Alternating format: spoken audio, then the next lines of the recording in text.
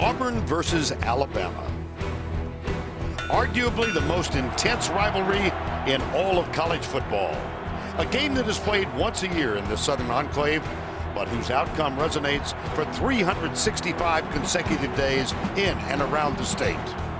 A game in which your most vivid dreams collide with your worst fears. A brother versus brother battle of wills, dividing families and loyalties. Opposites, yet with so much in common. Alabama, the defending national champs, relegated to spoiler this year with a chance to ruin Auburn's dream season.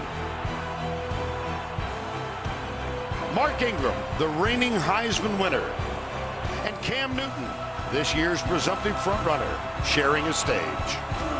The vaunted Tide defense challenged with stopping the improbable Tiger offense. Two teams, one state, meeting for the 75th time in the game known simply as the Iron Bowl. How about this? This guy's unbelievable. You can't do this stuff. Oh my gosh! Now, fire up the crowd for the win. He nailed it!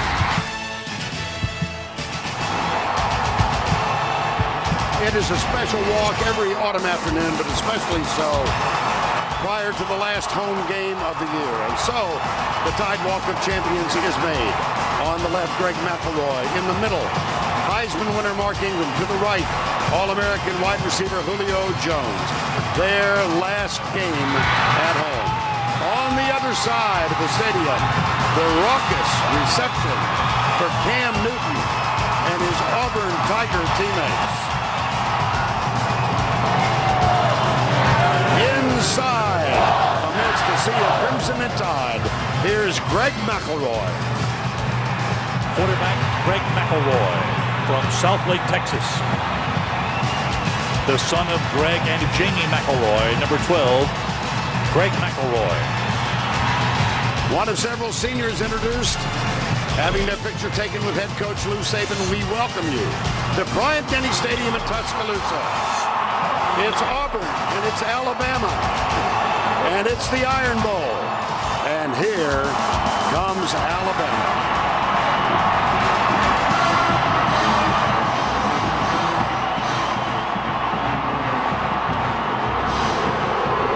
The undefeated Auburn Tigers.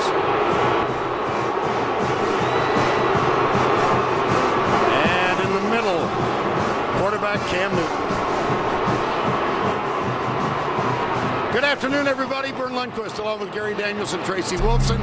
Welcome to Bryant-Denny. It's a simple ritual, really, in this state. At birth, you declare your allegiance. It's either Auburn or it's Alabama. Shortly thereafter, you begin a lifetime of devotion to one or the other. If you're for Auburn, you call the other guys Bammers, and you yell War Eagle. If you're for Alabama, you call the other guys Barners, and you scream Roll Tide. And along the way, just a small degree of distaste is formed for the other fellows. Other than that, it's just another Friday. That's in normal times. This is an abnormal event.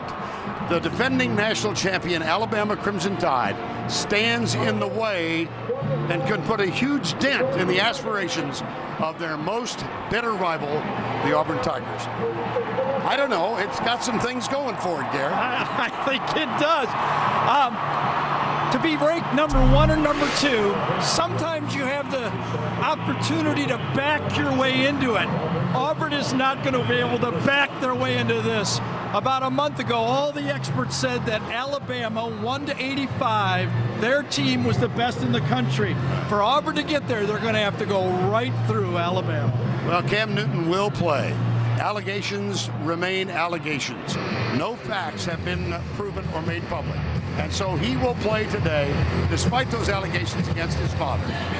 Let's talk about Cam Newton as a football player. He has been able to focus on his game no matter what has been going around outside of the football field. Alabama will catch Cam Newton's A game. He's got it all. We saw him throw against Georgia. We saw him run when he has to. He is the most valuable player in college football. But to win this game, the two lines for Auburn, the offensive line, 4 seniors. They've been through the wars in the SEC. They must have great games. But there's some holes in the Auburn defense, and that means their star, Nick Fairley, must come through.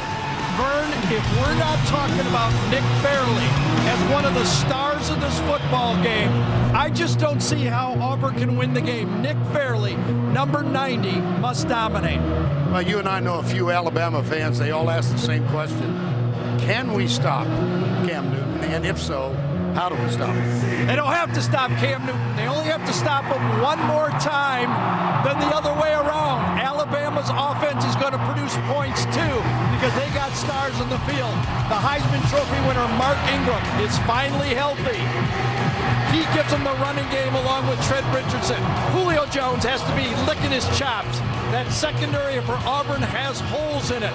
But you know what? It gets right back to the quarterback. Last year, Greg McElroy produced against Auburn in that last drive and led them to a national championship. Let's see if he can do it again today against this outstanding Auburn football team. All right, Gary, right now let's go down for more to Tracy Wolfson. Well, Vern, let's start with Alabama. 2 key players nicked up. Running back Trent Richardson still dealing with a knee injury, not 100%. An offensive lineman, Barrett Jones, out with a high ankle sprain. Gary, you mentioned the importance of Auburn's defensive line. Well, Michael Goggins, Mike Blanc will miss the first half because they were ejected for throwing punches against Georgia.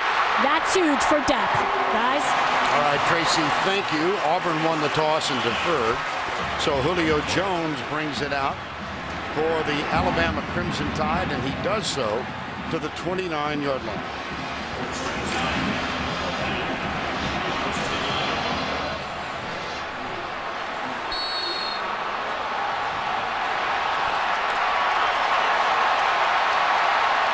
First down, 10.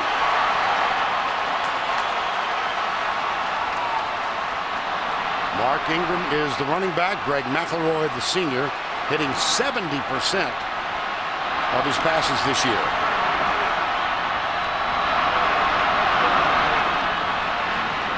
McElroy on a strike. Julio Jones. Well, Greg McElroy, 2-year starter now, national championship a year ago, having a splendid senior season. Over his career, 66%. And in just this season, he's thrown for 17 touchdowns, one off the single-season record, 23-2 as a starter. And you can tell the coaches trust him to start the game out with a pass like that. Second down, 1. Play action. McElroy goes the other side. And that one's caught by Darius Hanks, number 15. And a little join starts right away. Let's introduce you to the Alabama offense presented by Chick-fil-A. Carpenter, Warmack, Lehos, Steen starts for Barrett Jones, the senior, at right guard. Fluker is back at right tackle. It's Jones, Dial, Ingram, Williams, and Darius Hanks, who just got the last pass. There's an early Wildcat. Yep, Mark Ingram is the man back. Handoff Jones, reverse. Marquise Mays gets a block from Dial.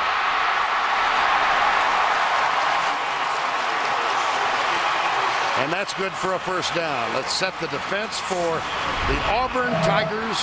Up front, Carter, Clayton. There's Nick Fairley. Clayton drawing a lot of love from his coaches this week. The linebackers, Stevens, Bynes, and Freeman. El Toro, Freeman getting the start. Here's where they might be suspect. This is a secondary that gives up a lot of passing yardage. 2nd and 3. Alabama on the move in the early going. Right side, Ingram. And you can see already with the different looks that Alabama has given early in this game. The linebackers never got aligned properly on that play. Nick Fairley was handled very easily inside by DJ Fluker. First down, 10. And they have crossed midfield. This ball will be snapped at the 43. 4 wide receivers, 3 to the left. Screen. Ingram. Another big pickup. Well, as you remember last year, it was Auburn that jumped out early with this kind of finesse. Now, I think the Alabama staff is saying, you know what, we're not sure we can stop them. We're going to be wide open all game. Ingram not used all that often in the passing game. That's his 17th reception in this, the final game of the regular season. 2nd down and 2. Jones gets it. Goes right by the defensive end. Oh, he blew by Antoine Carter. This is the speed sweep, the fly sweep. He scored a touchdown on it. And you can see, Carter said, I didn't even know he had the ball. But I tell you, there's guys all around college football now that are going, maybe I should try to break my hand. Since Julio Jones broke that hand, he has been on a tear.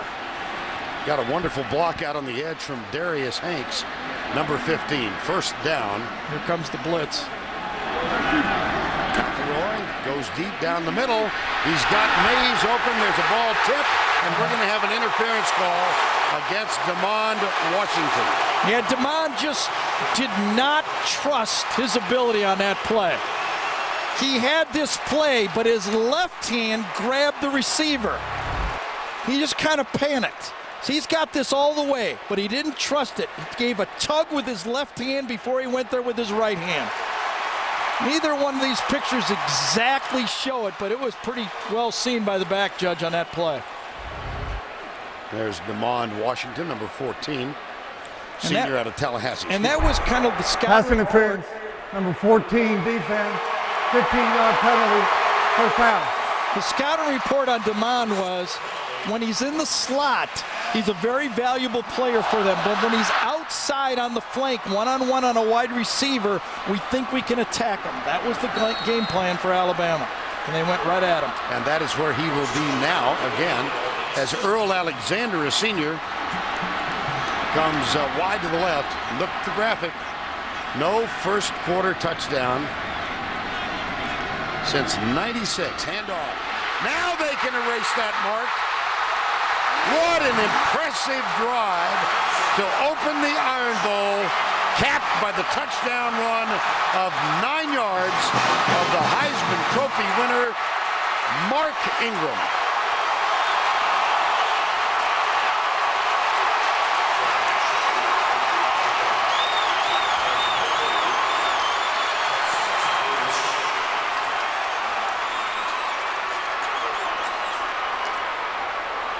Extra point is coming from Jeremy Shelley, number 90.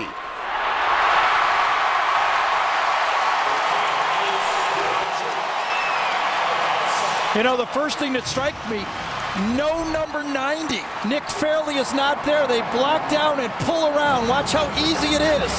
Fairley out of the game early. They get a good rub down. Anthony Steen subbing for Barrett Jones, blows him out. And how about that drive? 7 plays. Their quarterback is 3 for 3. 7-0 Alabama.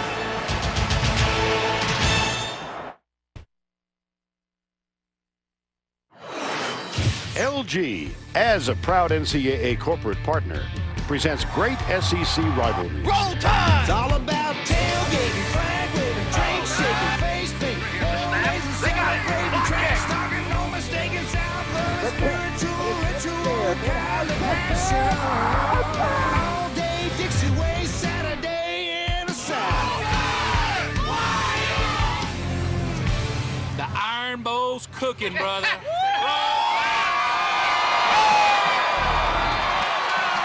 You say, why the Iron Bowl? Well, this game was played in Birmingham seemingly forever.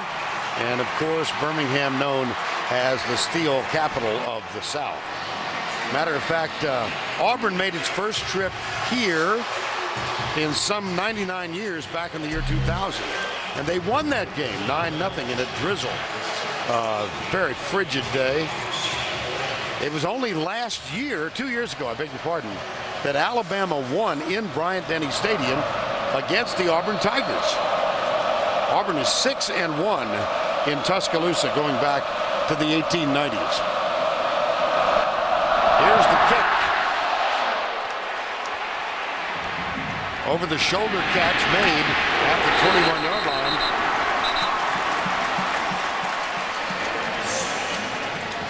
You made the point, Gary. There was no Nick Fairley on the touchdown run. We said we need to talk about Nick Fairley.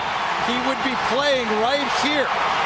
He was not in the game. Watch him get doubled out of there, blown right out of the play, his replacement. And we said if we're going to talk about Nick Fairley, he has to be a star, not a guy walking to the locker room. Now I wonder if that is still the problem he had from 2 weeks ago against Georgia when he hurt his shoulder. Tracy's all over it. You get a report as soon as she gets some information. On first down, Newton hands it off. It goes to Michael Dyer. He gets nothing. Tracy does have information. Let's go down to her right now. Gary, you are exactly right. Nick Fairley came off. He wasn't in a lot of pain, but it is that left shoulder that they are looking at. They did take him into the locker room, and I was confirmed by Dr. James Andrews, the renowned orthopedic surgeon for both teams here. He told me that is exactly what they're looking at in the locker room right now, guys. All right, Tracy, thank you. Second down. Newton out of the gun. 4 wide receivers, 3 to the right. Flags. Yeah, Alabama's misaligned. Too many players on the field.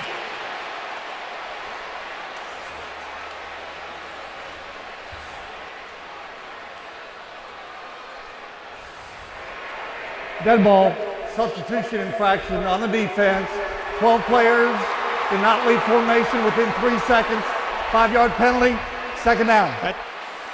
Cam Newton, the starting quarterback, has erupted on the college scene. Quite candidly, both on and off the field, but on the field, he has been superb. Superb. MVP. Quarterback draw, Newton. And we'll check the Auburn offense, presented by Chick-fil-A. Offensive line has been outstanding this year. And route to 11 wins. Zimba getting his 50th start in a row today. That's an all-time Auburn record. Adams, Smith, Dyer in the backfield. Zachary, Cody Burns, a former quarterback at wideout. Cody Burns was the Auburn starter in this game 2 years ago when the team lost 36-0. 3rd and 1. 4th and 2. Dante Hightower with the tackle. Boy, Hightower hits this one right in the mouth. Watch Hightower. They pull the guard. He goes right back door and makes the play. Woo! The theme for Alabama all week is it's us, it's not them. If we play our game, we will win. On 4th down, here's the senior Ryan Shoemaker. Short punt. Marquise Mays will let it bounce, and it takes a bit of an Auburn roll just inside the 20-yard line. 3 and out for the vaunted Auburn offense, averaging 505 yards per game. They got 8 on their first 3 plays. Dante Hightower.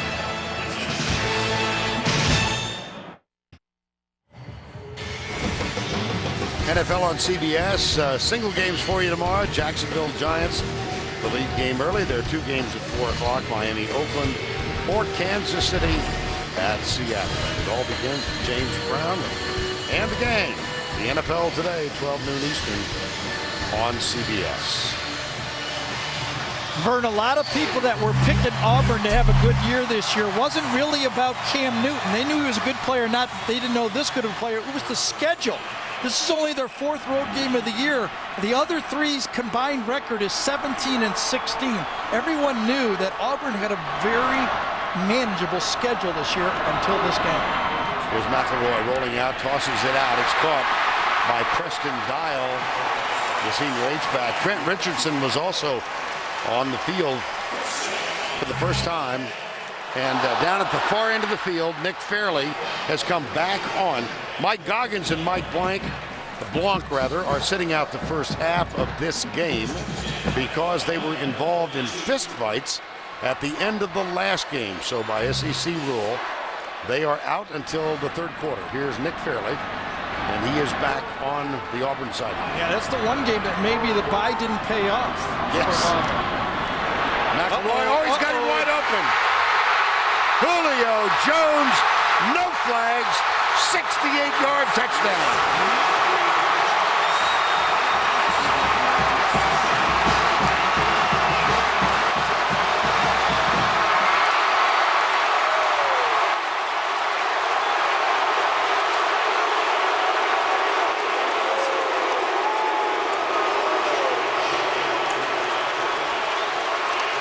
I think something was mentioned earlier about the Auburn secondary being susceptible.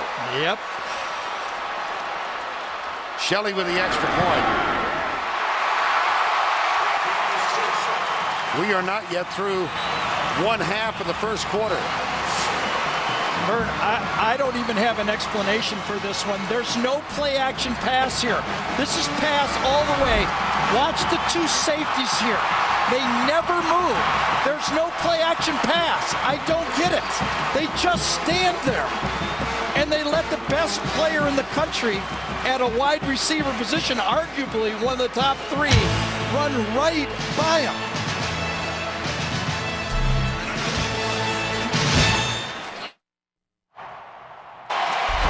Got a sports fan on your gift list?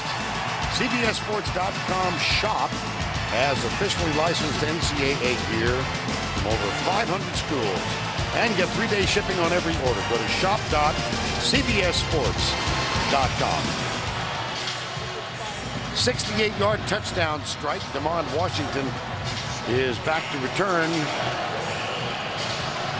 So also is Ontario McCaleb. 14-0. And Julio Jones has tied DJ Hall for the most receptions in a single season at 67.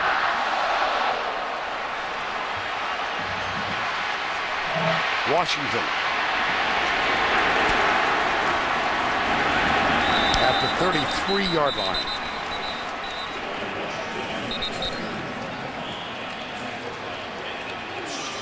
Flag down. Tom Ritter is our referee today.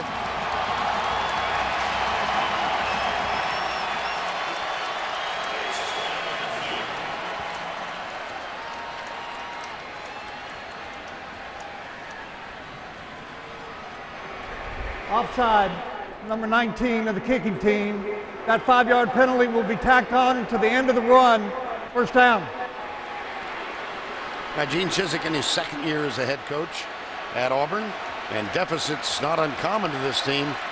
4-2 when trailing by 10 points or more under Chizik.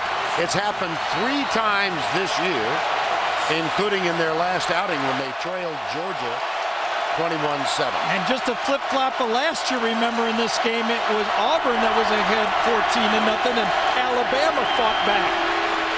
Here's Newton. Well, there's stop number 1. And guess who? Marcel Darius. Darius is lined up at defensive end right there, and he's got to stay and play the quarterback. You can let everything else happen for Auburn. Anybody else can beat you if you're Alabama. If you're a defensive lineman, you do not run past number 2.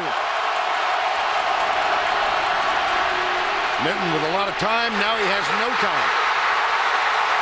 Courtney Upshaw.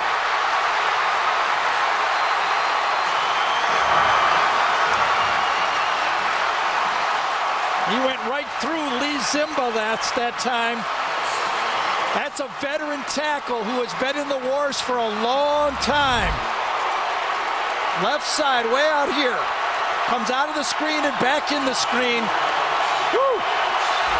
Alabama defense is on go, aren't they? 3rd and 24. Screen pass. Oh, he had some gator arms. Well, Mark Barron was all over that play.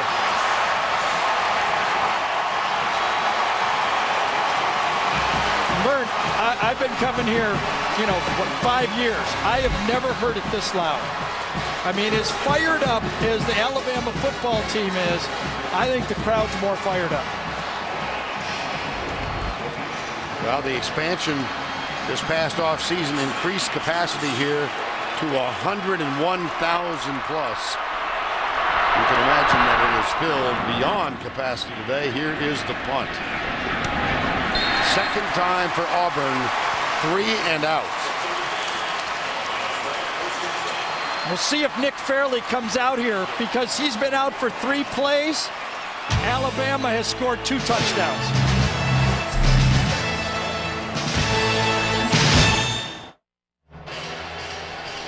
Nick Fairley back on the field for the Auburn Tigers. Injured 2 weeks ago against Georgia. Yes, Aaron Murray was scrambling on a play, and Nick Fairley was coming across the play, goes over the top of him, and that's the play he hurt his shoulder on. Had to leave the field afterwards, and then early in this football game, we think we found Fluker is blocking down on Fairley, and I think Zach Clayton, his teammate, comes across and hits him again, and that's what re-injured or re-aggravated that shoulder injury. And he is back on the field now. Fairley with 18 tackles for loss, first in the SEC.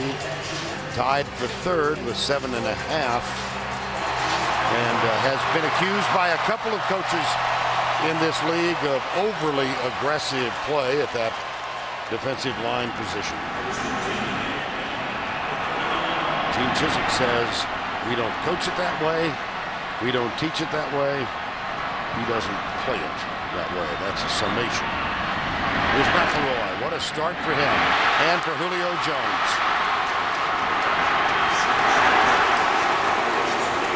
Craig Stevens makes the tackle, but I think Julio might have leaned out and got you dead. A first down. Well, when we were talking in the open burn about Julio Jones licking his chops, this is why Auburn has been susceptible to these great big receivers in this league. You talk about the guys that earn their yardage in this league. I almost said earn their money. You did almost say that, didn't you? Well, I tried not to say it, but it was out there. Well, Dr. Freud, it's good to have you here. All right, well, let's go to the numbers. Oh, a little bit. Here's the 3 guys. I'm going to get it for that one, aren't I? Oh. You look at the big receivers in this league, and there's 4 great ones in my mind. Of course, Randall Cobb also from Kentucky. But Alshon Jeffrey, look at the stats against Auburn. Jones so far, just so far. And they're not going to stop throwing to this guy. No. 2nd and 7. We near the 6-minute mark. Alabama has not been stopped. Look at that, averaging almost 14 yards per play. Comes inside. It's Julio again. It's such a mismatch out there. But Damon Washington is about 5'9". When you list a guy in college at 5'9", that means he's usually 5'8". And Julio Jones is 6'4", 6'5". It's just a tough match for Mr. Washington. Now Julio Jones is going to get a rest, and Earl Alexander, number 82, is out. McElroy, what a start for the senior. 7 of 7 for 124 yards. And you see the Auburn defense 100th out of 120 Division I teams. Richardson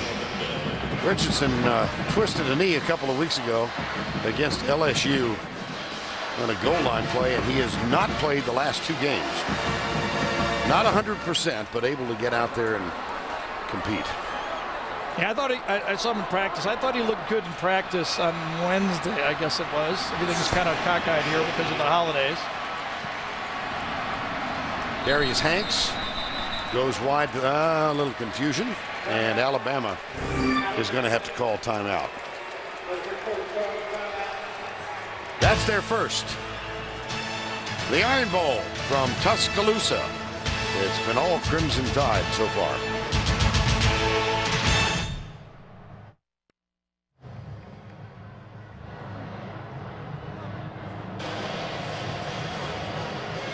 Now you can see the complete bowl here The addition to your left, that's the second deck on the south end. And I think that it has made this one of the most beautifully symmetrical football stadiums in the country. It's become an aesthetic delight, and the volume of noise can make it a tough place to Alabama might not win the championship in football. They're going to win it in attendance for the first time in 37 years. They're going to knock off Tennessee, averaging 101,821 this year, number 4 in the country. In the SEC, here's Trent Richardson in at the Wildcat spot, and he picks up 1. So the first 3rd and long now for Alabama. And now this is when the front 4, this is the green light spot that coaches talked about, that front 4 for Auburn. They have been making a difference. Fairly, the defensive ends, they've been able to put pressure on the quarterback. Let's see if they can do it in 3rd and 8. They must put pressure on McElroy. 2 receivers right. That's Darius Hanks, who starts in motion, now comes back, number 15. Blitz. McElroy got him. Nick Fairley. Telling you, if he doesn't do it, oh, he's going to get it. He's going to get a celebration penalty. He has been targeted.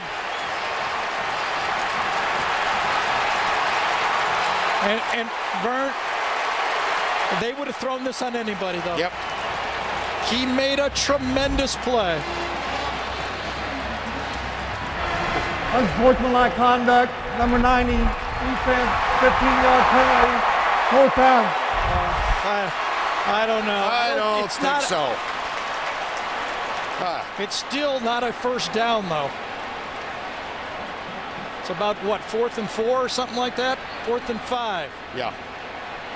Well, I'm not so sure about the excessive nature No, of that. I thought that was a pretty good play. Yeah. I thought he was.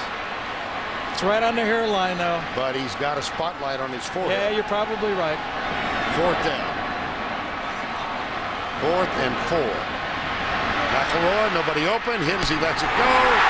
It is caught. Marquise Mays. Boy, at time, McElroy went to about his 4th receiver on the play. He was looking to the right all the way, and when he started to run, the defensive back went to him on the play.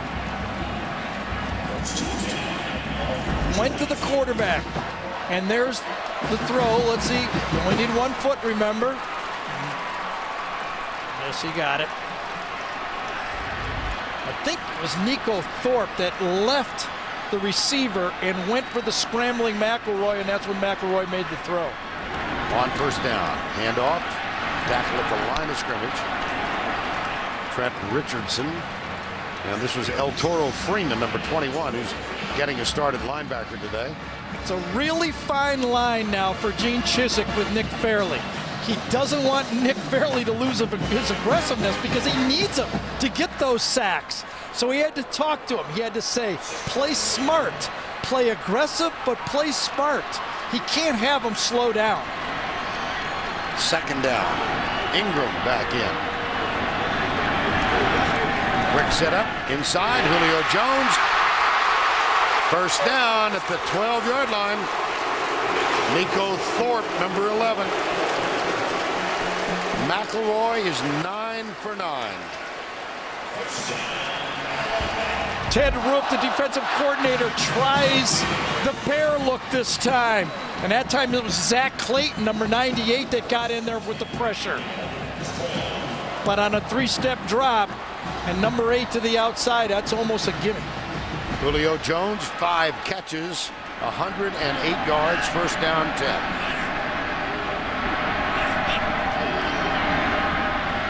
McElroy has Hanks. Touchdown, Alabama. Darius Hanks.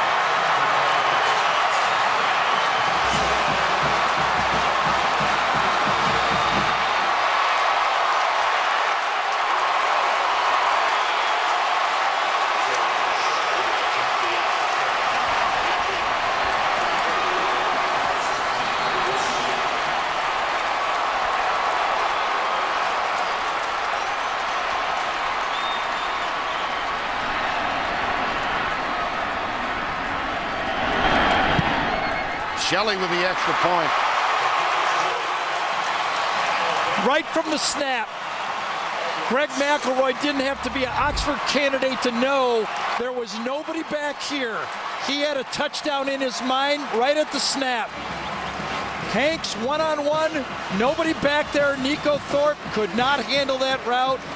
10 for 10 for the quarterback, 21-0 for Alabama.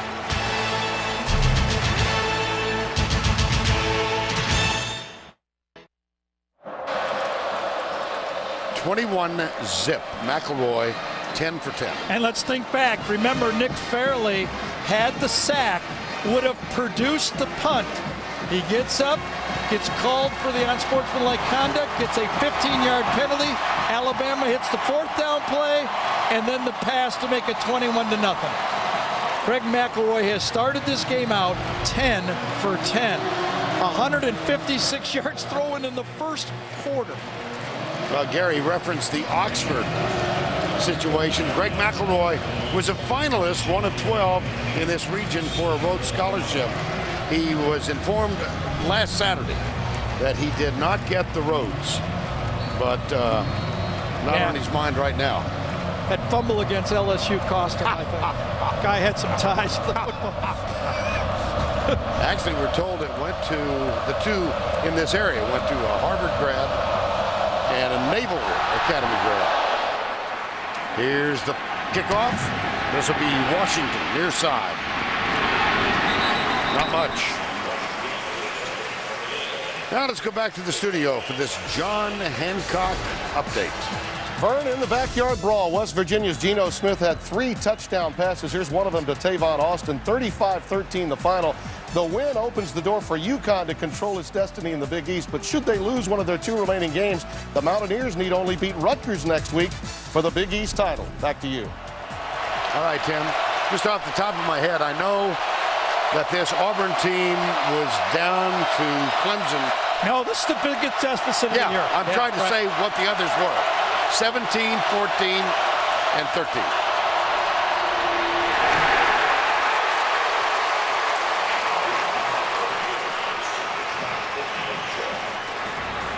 Well, Auburn has scored in 21 consecutive quarters.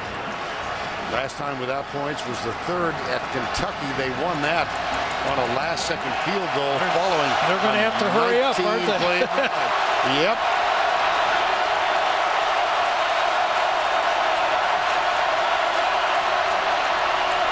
Option. Ontario McCaleb, stiff arm. Now, do you think Kirby Smart has his defensive group ready? Well, they've And had Nick 2. Saban? This was the whole matchup of this game. Right. Alabama, Nick Saban and Kirby Smart had 2 weeks, 10 game tapes, and a whole year of hearing about Cam Newton to get ready for this game. Gus Malzahn, the unstoppable spread. You knew they were eager to show that this defensive game plan could stop him.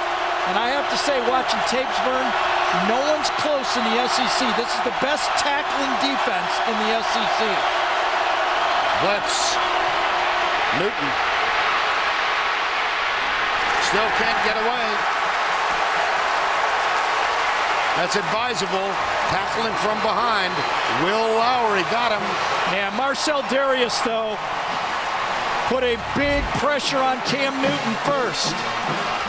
See if you can see. Inside. C.J. Mosley came inside. Darius got his hand on him, and Will Lowry got the cleanup. 3rd 3 and out for the Auburn Tigers. And the numbers for Cam Newton in the first quarter as we come to a close. 0 for 1 throwing. 5 carries for -6 yards. It has been all Alabama. That's the end of the first with the score remarkably 21-0. We'll return to Brian Denny after this message and a word from your local station.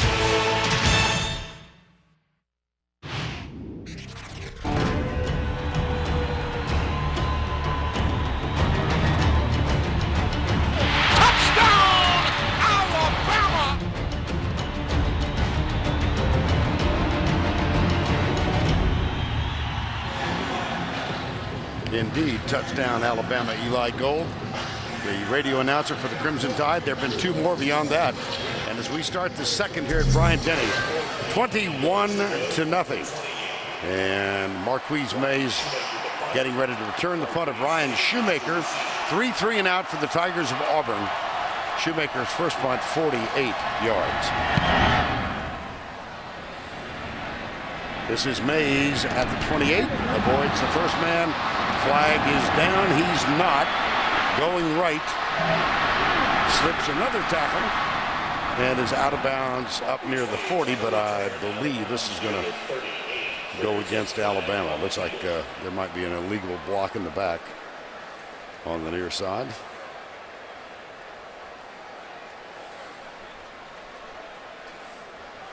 Does not appear Saban is happy. Took a penalty to get his outlook turned the wrong way there, didn't it? Right. During the return, illegal block in the back. Number 24, the receiving team. 10-yard penalty, first down. All right, we start the second. Vern, Gary, Tracy's down on the sideline. I give you your choice. Flip a coin.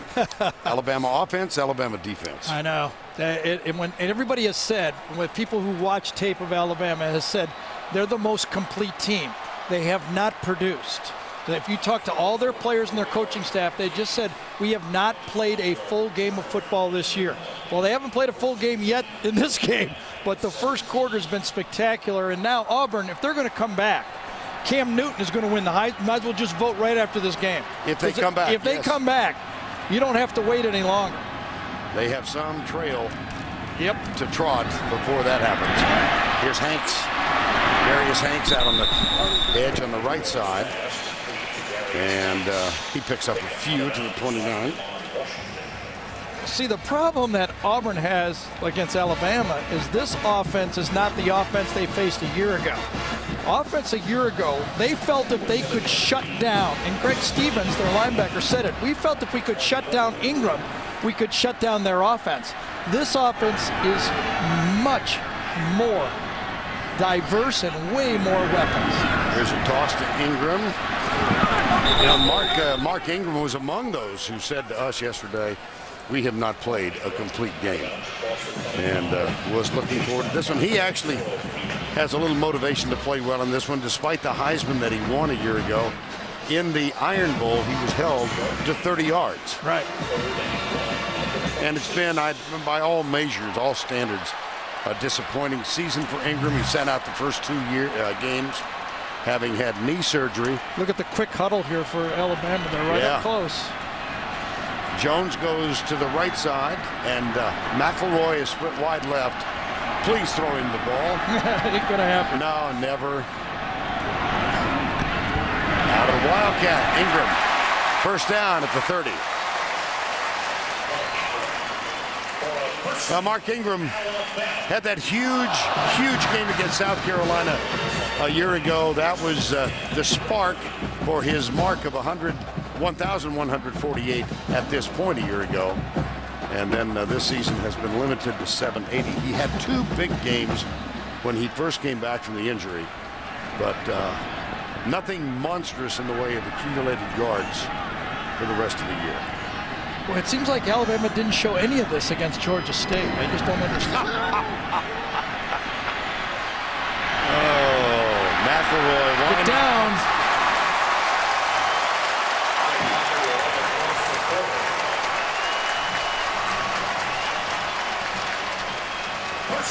The most underrated part of his game is his ability to sense pressure, scramble, and make plays. Not, game-changing plays, but chain-moving plays. We saw it in the SEC championship game against Florida when he made those plays. Well, take a look at him. He's probably not going to have a career in the National Football. But he could be your boss someday. He's going to own one. There's no doubt, and that's his aspiration. Ingram.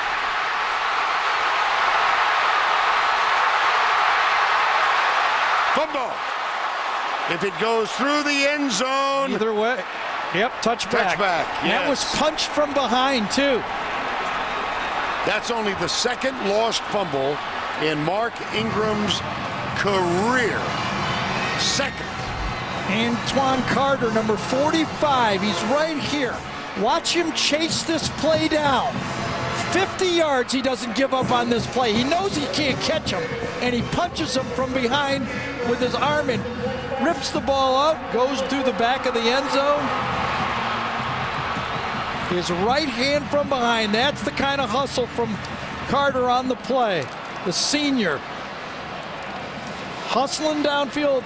Probably never in his wildest dreams did he think he could catch him, but he ended up making a play to maybe save the game for Auburn.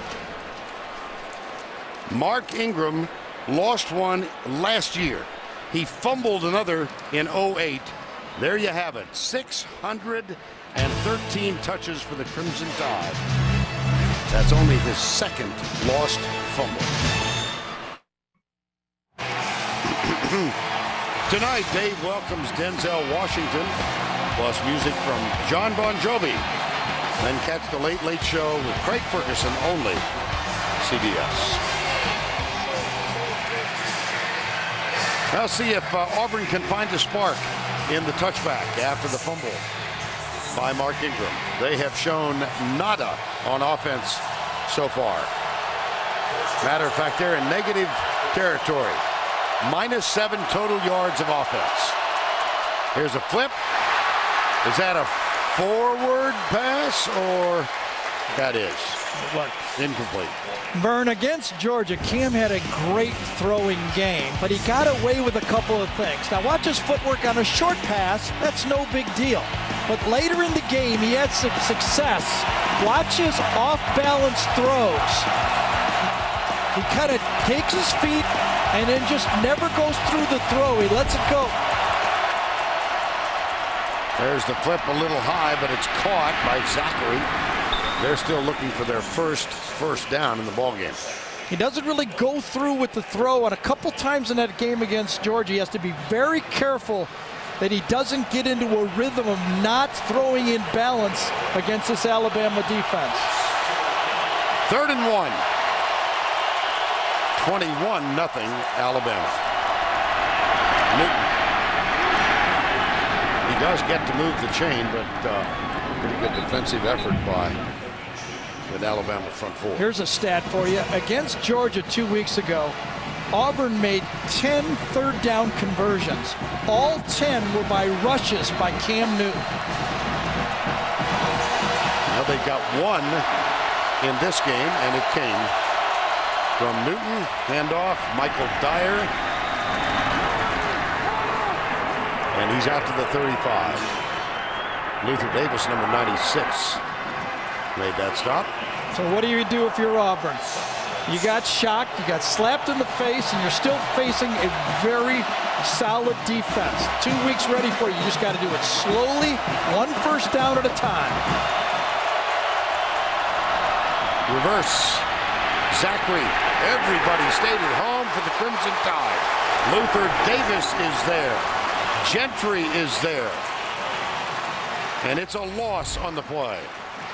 Well, I'll tell you, it's like this Alabama defense. Not only are they beating the offensive line up front, it seems like they're in the huddle half the time. I mean, they're doing more than just making piles up front. That defensive line for Alabama is winning against these seniors for Auburn. Newton, pressure, finds a man open, and he drops it. Terrell Zachary had it right in his hands with at least 10 yards of open space around it. I tell you, Cam Newton dodges the blitzing. I think it's Lester that was blitzed, and then he throws a jump pass. Look at the jump pass right there, just going the other way against the momentum of Zachary, and he drops the ball. Ryan Shoemaker is on the punt. Marquise Mays. He would have made a first down, yeah, too. There was sure no one there.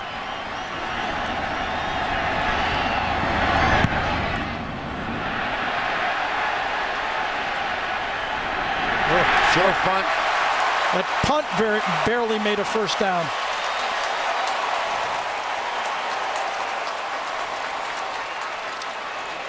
.21 yards on the punt.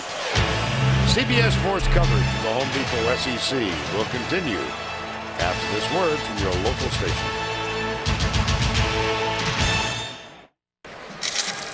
And now it's time to take a look at our Home Depot tools for success.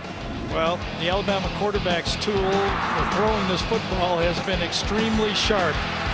He's got a great matchup. He had some breakdowns in the secondary for Auburn, but when he's need to put it there, he has put it exactly where it had to go. How about starting out this game? One guy's going for the Heisman, the other guy has a national championship, but right now Greg McElroy is bowling a 300 game. 12 for 12. 12 strikes. That's a 300. You get a 300 pin for that in bowling, right? Yes. Yeah. 12 for 12. Yeah, he could have been on the Bowling for $1 show. Grew up in Texas. Greg McElroy. Gee, remember a You didn't year have ago? to go there. I was just. No, I know, but, you know, I got you on the... Exactly. Anyway. Richardson. A few yards. This Auburn defense now, they're looking up, and they're saying we've got to get a stop. We must get a stop. Ted Roof has had good, the defensive coordinator right there, has had good second halves. Remember, Georgia started out 21 points in that first quarter, only scored 1 touchdown the rest of the game. But they need it now. To stay in this football game, they cannot give up another touchdown here in the first half. McElroy, play fake, comes to his left, under pressure, heaves it away, out of bounds. Nosa Igwe was the man, number 94, who was in McElroy's vision. There's Igwe, redshirt freshman from Mansfield, Texas.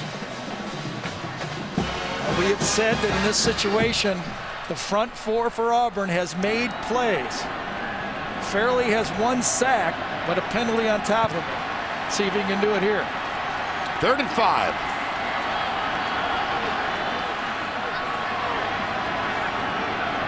Jones, top of the screen. Bump and run action against him. McElroy under some pressure. Steps up. He's got a man open. It's Julio.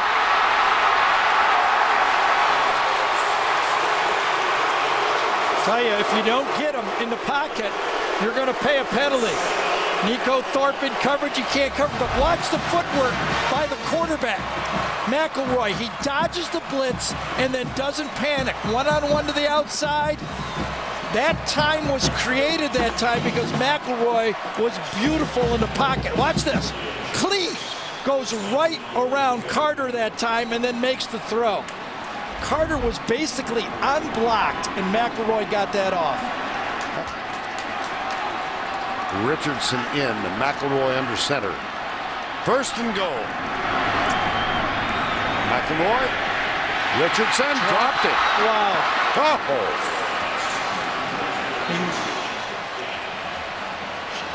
That shouldn't count if you got a streak going like that. kidding. Shouldn't that be somewhere else? Shouldn't that be an error? Still got a no-hitter going or something like that? Gee, man. And Richardson, much more than Ingram, has been used in the passing game. And here's the Alabama Red Zone 2 trips today. The Verizon Red Zone stats.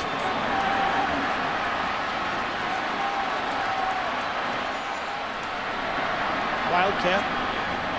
McElroy wide left. Richardson. I'll tell you, Nick Fairley got the penetration that time to make the play. This could be a huge stop, but dropped on first time by Richardson. And watch Nick Fairley, number 90, get inside penetration. He's right here. Blocked down, doesn't get to him, crawls forward and throws himself on the play. Yes. Couldn't get it cleared fast enough. Sorry there. Josh Bynes came up to clean it up, and now it's 3rd and goal.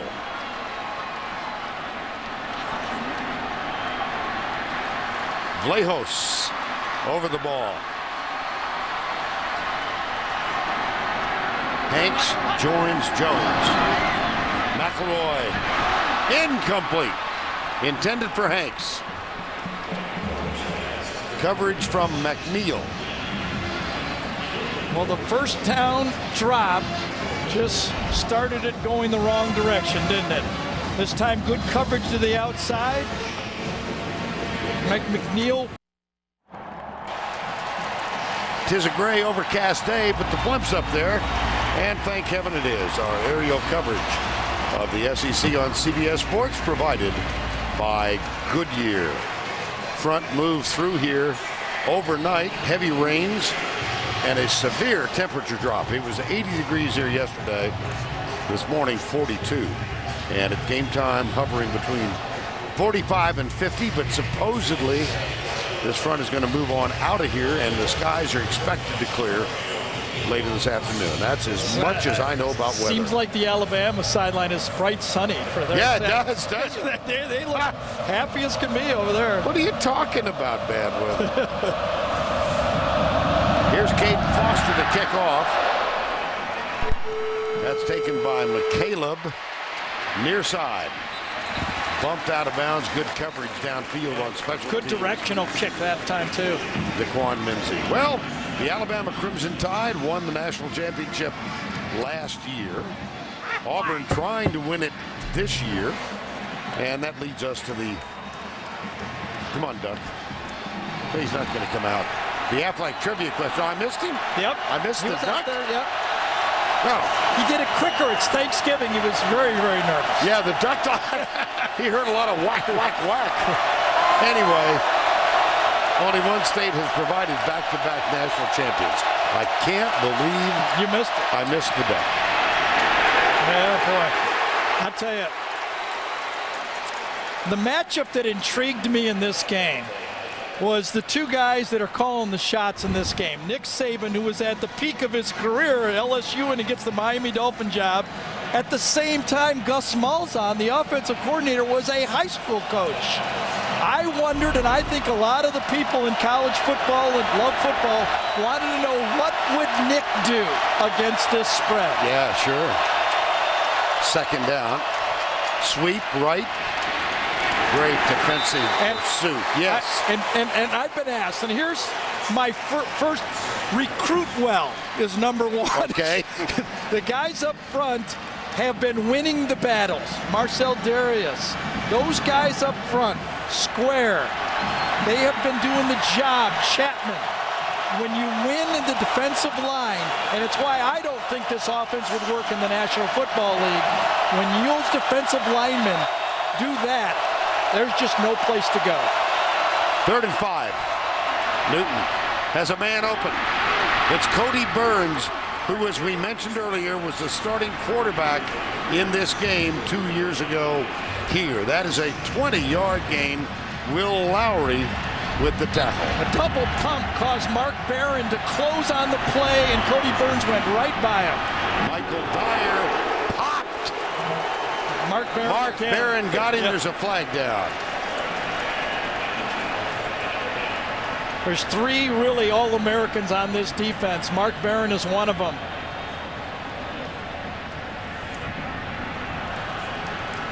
Substitution. Was it Chapman coming in late and Will Lowry going off the field late? Ooh. Oh, Mark Barron. Wow. That is a form tackle. I think Chapman 99 was coming on and 29 Will Lowry was coming off, and then you got a quick snap by the Auburn offense. Nick Saban is out on the field. On the defense, 5-yard penalty, first down. Auburn is allowed to quick snap if they don't substitute, and they did not substitute on that play. First down.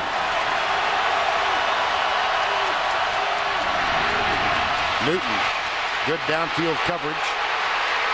Boy, he can't get loose today.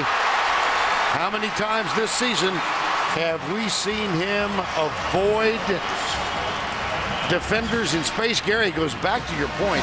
This is a really good tackling team. It is a good tackling team, and on tape, and I told that to Kirby Smart, and he looked at me like with dumbfounded, and I said, no, you are. I hate to tell you, you're one of the better tackling teams in this conference. But I'll say another thing. The Alabama corners are locking on the Auburn receivers. They have no fear in their eyes. On second down. Newton rolling right. Off his back foot, he completes it. That's caught by Darvin Adams, number 89. And that's going to be a first down for Auburn. Just one more. I don't know if that one was caught or not. You're going to see a quick snap by Auburn here. This might want to be replayed. Oh, they beat it. No. It was stopped. The field judge stopped the play. They're going to review it. Bobby Eilert Jr. Play is under further review. Aha. I think that ball hit the ground. Replay official is Ben Oldham. The catch given to Darvin Adams for the moment. Let's see if we can see it hit the ground. Hightower matching up. Ooh. Oh, the ball. You see that slip through there? Yeah.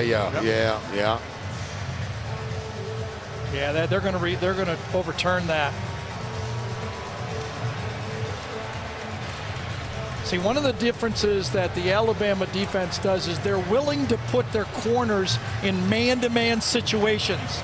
There's not a lot of other teams that are willing to do it. Yeah, they're going to overturn that one. And it was third down on the play, so remember, that's going to probably force a punt. Most of the time, I think that they're going to be taken to review this is getting the ball back in the right spot for fourth down. Darvin Adams, leading receiver on the team, and now Tom Ritter. We have a little discussion up here whether it was second down the previous play or was it third. Oh, it was second down, I'm being told. So it would be third down coming up. My bad. You're forgiven. You know, I have this eerie feeling that I've seen this before, okay? And I did a game, Nebraska, the day after Thanksgiving, when they played Colorado. They were the #1 ranked team in the country, and I think they lost 63 to something. Eric Crouch, remember that team? 2001. They actually ended up still playing in the national championship game. Remember all that controversy after losing that game. Right. And I'll tell you something else I remember. Eric Crouch won the Heisman after losing that game. I do remember that, yes. What are you suggesting? I'm not suggesting that. Here's what I think. If Auburn, considering that TCU and Boise State have played the way they've played, considering what Wisconsin done, another team, they better make this game a lot closer if they lose. It has to be a hair loss. If they get blown out here, I don't think the voters are going to be kind to them. After further review, the pass is incomplete. Fourth down, 7 at the 47-yard line. Well, I would suggest that there's more than a small degree of interest in what's happening here in the state of Idaho and in north central Texas. And in the Big Ten, in the Big 12, and out there on the West Coast. You're right.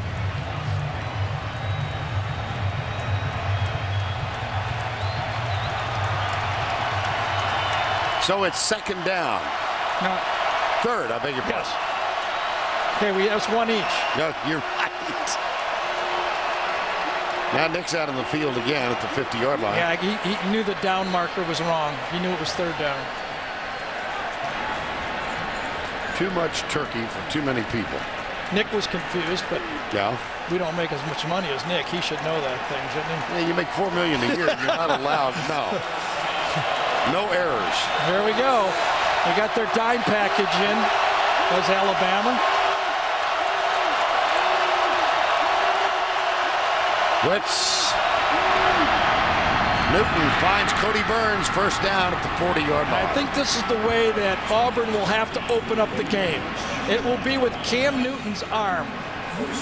I think it's pretty clear that they're not able to block this front, this sold-out front by Alabama. He's going to have to do it with his arm. First and 10 from the 40. Quick hitter at left tackle. That's Michael Dyer, number 5. Dyer, the true freshman out of North Little Rock, Arkansas, who turned down the Razorbacks to sign with Gus Malzahn and Auburn. Second and 6. Goes deep, got a man open, wide open. Touchdown, Auburn. Emory Blake, number 80. He bobbled that thing, didn't he? And Mark Barron almost got it. It's that play-action pass that Tebow made so famous. Quarterback play action, actually faking the run by himself and then delivering the ball with the pass. That's what they got. They got the pass game. Two-man route to the outside, and Mark Barron ahead of Emory Blake. 36-yard touchdown toss. Here's Wes Byram, the all-time point scorer. Snuck that one in. Yes. And take another look at Emory Blake getting free. It's 2-on-2 out here. Watch Blake go right down the sideline. Barron pauses for a second. Just a second on the play action. See that? Just him looking inside and seeing the run. The ball was juggled, and then just before Barron gets his hand there, Blake secures it.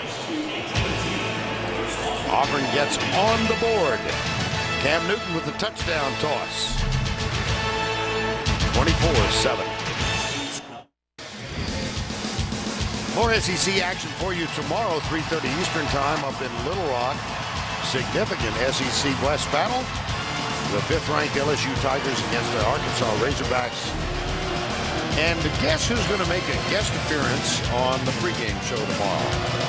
Mr. Danielson, safe travels. I heard Brando's ready for me. I gotta have to do some prep work for this thing tomorrow. That could mean any of several things. No, but Brando, you know, he's that TCU, Boise State guy. So. Yeah, okay. And I don't doubt for a moment that you've done your homework. I had this little iron bowl thing in between. You know?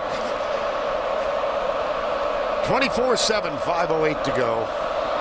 Richardson and Julio Jones in the deep men, and this will be Julio Jones at the 7.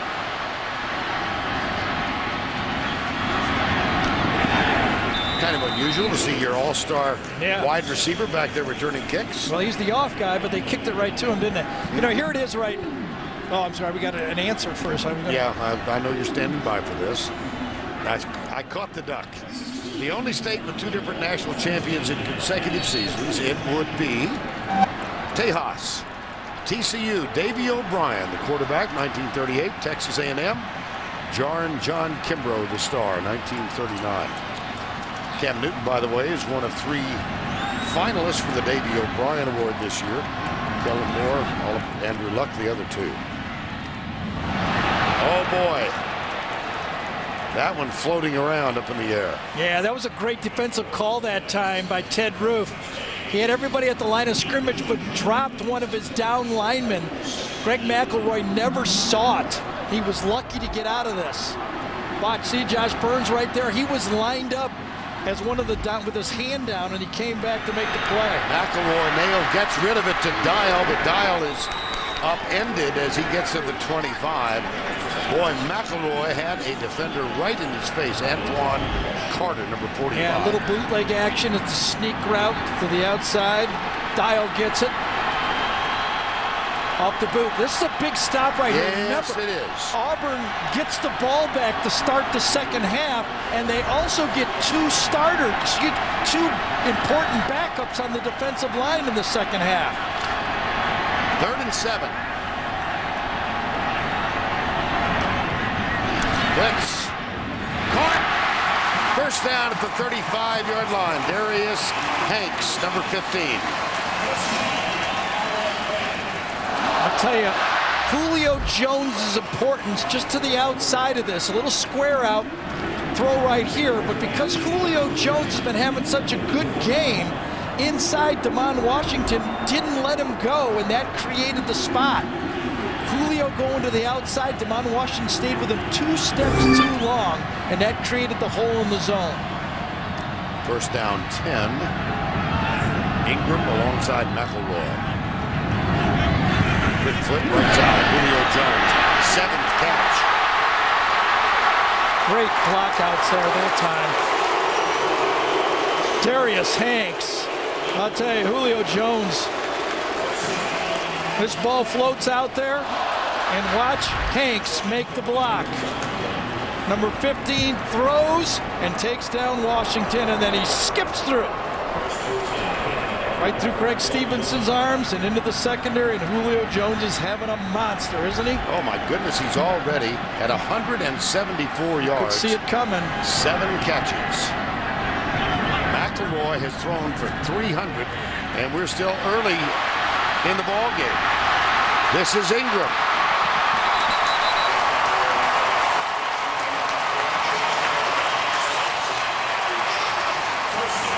$17-yard gain. There's time to screen game. They throw long, they throw short, they go shotgun. Now it's their devastating screen game. Get outside behind Womack.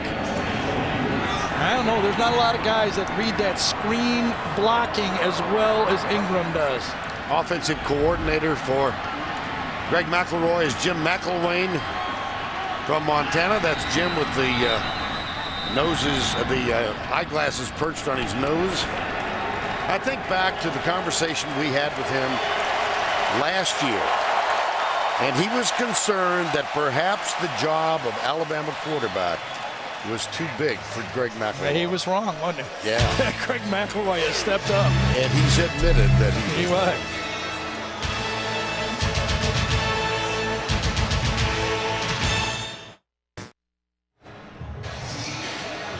.241 to go in the first half. 24-7 Alabama, and they've ridden the arm of senior quarterback Greg McElroy.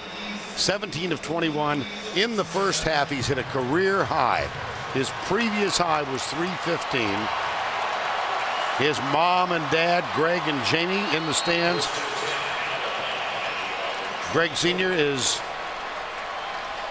a senior executive with the Dallas Cowboys football team. Here's McElroy going right. Ingram. Craig Stevens. And we met, I don't know, half dozen, maybe 8 times with Greg McElroy in the last couple of years as he has been a starter. And he did a very gracious thing yesterday. Our meeting was complete. He walked out, did a couple of on-camera interviews, and came back in to say goodbye. Right. Just said, may not see you again. Thanks. Someday I hope you vote for me. Is that kind of Yeah, if it doesn't work out in sports management, politics is always going to be there. Well, he is throwing. He wants to be a pro football player, and he might have a chance. Preston Dial.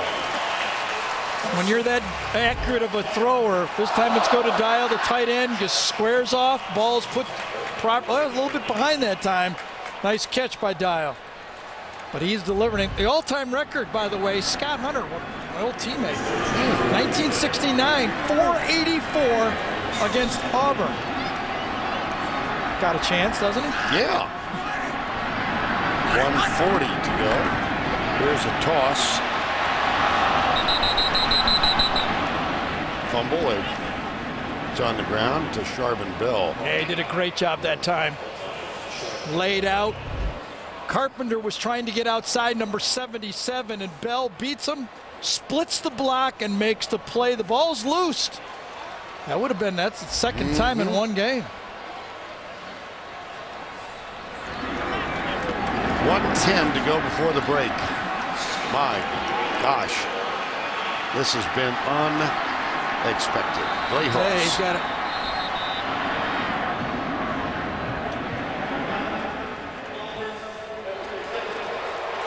Might be a good timeout, because I was just going to point out that he's got Washington on Julio Jones, a complete mismatch out there.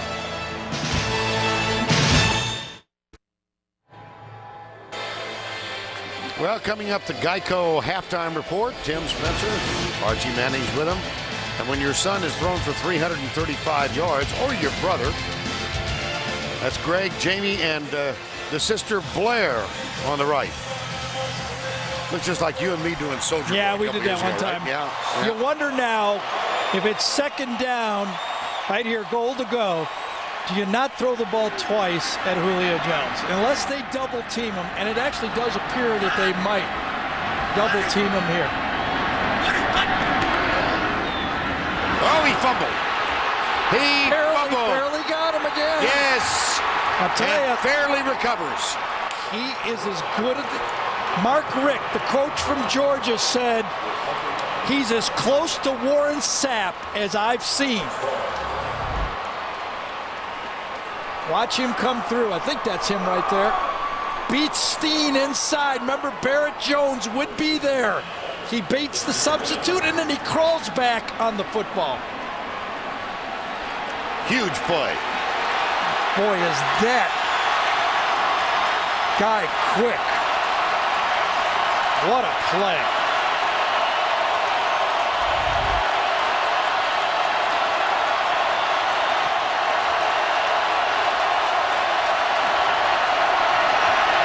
Newton back. Got a man open. Darvin Adams. Little tap dance on the sidelines. Move the chain. I asked Gus Malzahn about Cam Newton. I said, Gus, if he was in a spread passing attack, could he lead the country in passing? And he said yes. 49 seconds to go. Auburn with only one timeout remaining. But even the denial of points by that fumble recovery. Twice down there. Drop pass by Richardson and a sack. Remember, he had the big stop previous, too. Right side, tipped. Drake Kirkpatrick, and then the pass is caught but out of bounds. Yeah, that was a great play by Darvin Adams right there. Small windows, they have to be thrown in here. Kirkpatrick tips it. Adams stays with it. Had his foot down. Whoa. We're going to look at it. The answer apparently is no.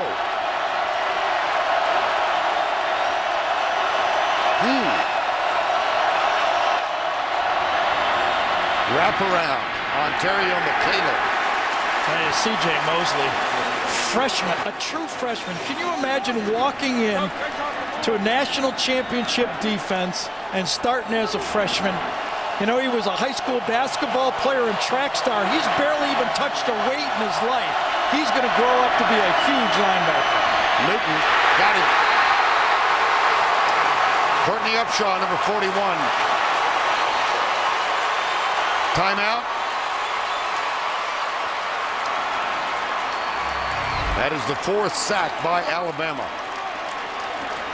I'll tell you, that's the second time he's gotten Lee Zimba on this with an inside move this time. Man, oh man. I think that front four for Alabama hasn't been challenged to be a difference maker in this game. Well, there was one play a moment ago that was not challenged, was not reviewed.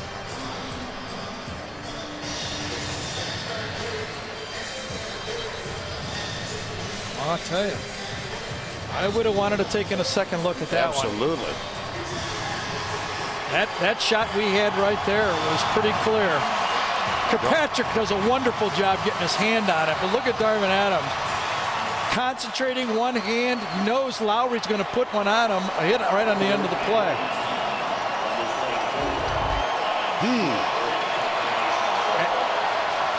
Shoemaker on to punt, 11 seconds before the break. Mays says get away from it, and he does. It'll come to rest after 34.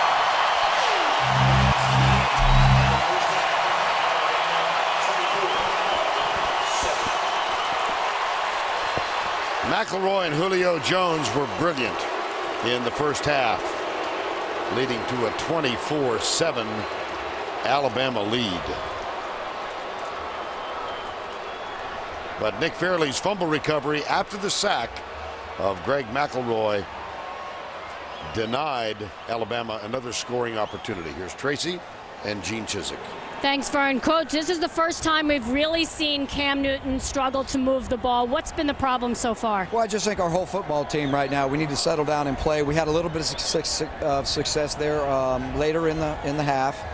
We got to settle down. We got to figure out what adjustments we need to make. Defensively, we're giving up too many big plays, so we got to go get it figured out. You mentioned the big plays on defense, and we talked before the game about containing Julio Jones, and you said that would be key. So what do you need to do in the second half? Well, we're going to have to find some ways to double him, to play hard on him up front and play somebody deep over the top. We just got to get him under control, and we got to tackle better. Thanks a lot. Thank Vern? you. Tracy, thank you. 24-7, Alabama leads it. Let's go back to Tim Brando in our New York studios. Okay, Vern, coming up.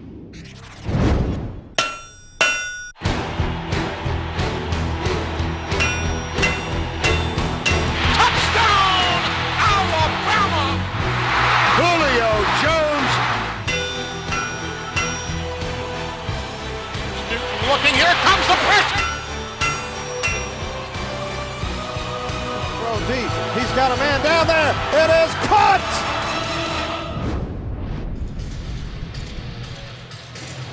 And this is the 75th playing of the Iron Bowl. First in 1893. Let's go down to Tracy moments ago. She's with Nick Saban. Coach, as Auburn team comes in, #1 in the SEC in rushing, negative 10 yards in this first half. How have you been able to limit Cam Newton and what they can do? We've just done a good job up front, but you know they're a good team. We've got to keep adjusting to what they do, and we got to keep playing on the line of scrimmage and doing a good job of tackling. But we got to eliminate the big plays, and we got to take advantage of our opportunities when we get the ball in the red zone. Thanks a lot. Good luck in the second half. you.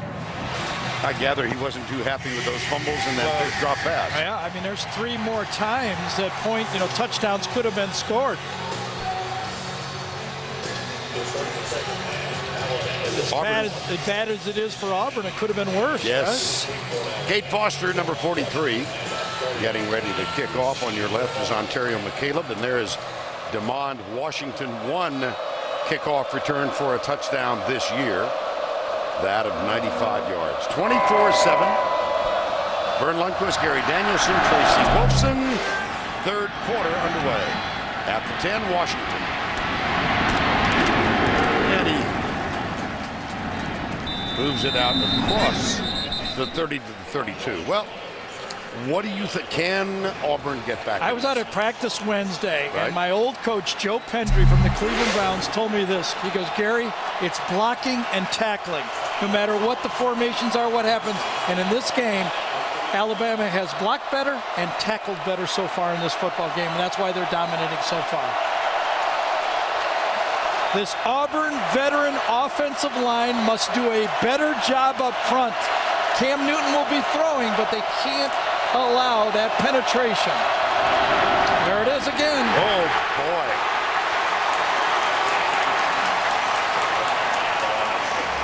Hightower got him. Yeah, and right behind him was Mark Barron. Right, 1, 2, 3, hitting it. And you know, Vern, against these spreads, I've been saying all year, you cannot allow the quarterback to stand still and do the stutter step. It looks to me like this Alabama front, instead of just playing 2-gap, they're coming off the edges and trying to hit the play in the backfield. Loss of 1. Newton back to throw deep, and he's got Emory Blake wide open. There was Barron, and Barron falls down. It's Zachary instead of Blake. 81 instead of 80. Zachary opens with a 70-yard touchdown catch. I don't understand what Mark Barron was doing on this play. I thought he had an interception all the way, and then at the end he just kind of stood there and never wrapped up the receiver. Well, how about that to open up the third quarter? Hey, this guy is not just a runner. I've been saying it all year. Cam Newton can throw the football. Now you have a football game. Bottom of the screen, Barron goes to center field and then adjusts to the ball. Just overran it, never found the football. And what a great job Zachary did concentrating on the ball. You see Barron overran it, misjudged it, and Auburn's back in the game. Darrell Zachary's 70-yard touchdown catch has carved 7 off the deficit. as Auburn tries to come from what was a 21-0 trailing. They have come back against West Virginia in 09 and 3 times this year from Clemson, South Carolina, and Georgia. And they're trying to climb out of an even deeper hole today. Yeah. I've been saying all week I thought it'd be a high-scoring game, but it's going to be, if Auburn gets it, it's going to have to be a real high-scoring game. Wes Byram will kick off.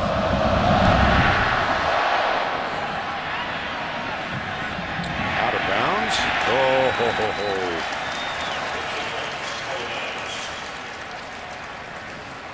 One more look. Dean Milliner is playing corner on the play. Down here is where it happens, but watch Mark Barron's action on the play. Play action pass, he takes the tight end for a while and then gets past the wide receiver right here. Goes back for the wide receiver. Now the ball's in the air. I thought he's going to eat this pass up all the way, and he just kind of overruns it. And as Nick Saban said to Tracy not 2 minutes ago, we can't give up the big play. That's a big play. McElroy at quarterback. Mark Ingram is the running back. On first down 10, the sun starts to peek through the clouds. Ingram to the 45. After that out-of-bounds kickoff. Let's take a look at first half trends. Well, it's going to be all Alabama, obviously, when McElroy started out so hot. Career high in the first half, obviously. Cam Newton, known as a runner and passer. First half, he was mostly a passer, but not the yards you expect. Auburn's rush game. So hot. Consecutive 300-yard games, -10. And, of course, Julio Jones has been a mismatch. Marquise Mays in motion. McElroy throws it behind him. Nico Thorpe, number 15, defending, and he had a better shot at the ball than did Mays. Third down.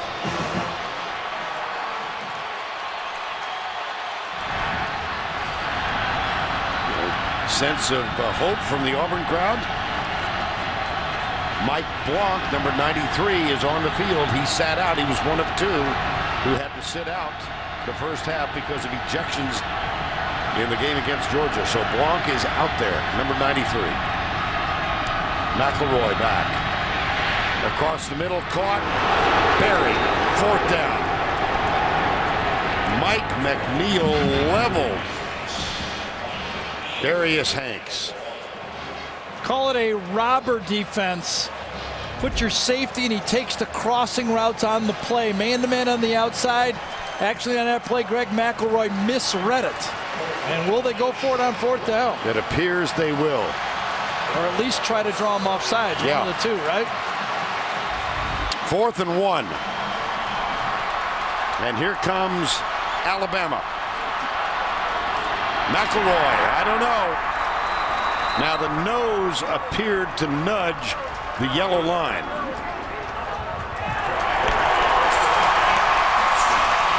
First down.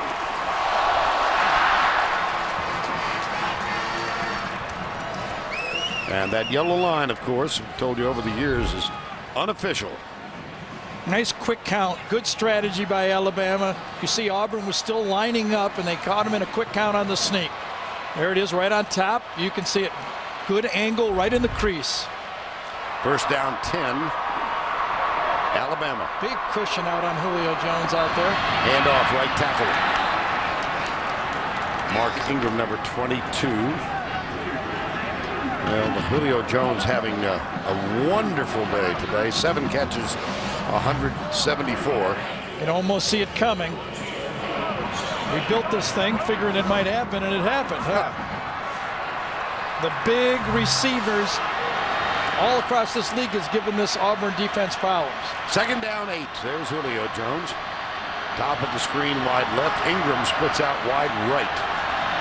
Nico Thorpe has him. Little pass underneath to Richardson, who trips and falls and is down at the 10. And El Toro Freeman, number 21, was there to make sure he stayed down. Yeah, he beat Anthony Steen that time. The guard Alabama screen game that is so good, and Freeman did a wonderful job of anticipating that screen and beating the guard to the spot. 3rd and 10. Well, we like to look at matchups in the secondary, but the matchup that's going to count is that guy right there. They have to figure out a way to slow him down. Alabama calls time. So they use one, facing 3rd and 10. We'll be right back.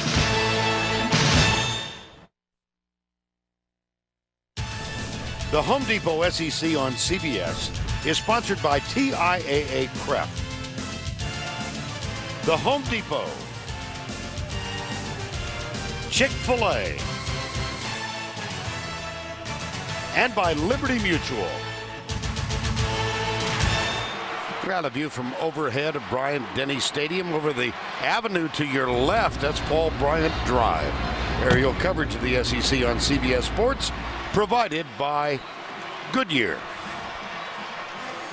There have been some missed opportunities for the Crimson Tide, Garrett. First play was made by Antoine Carter, number 45. Remember, he pops the ball loose, goes out of the end zone, or recovered in the end zone by Auburn. That was one save. The drop pass by Richardson.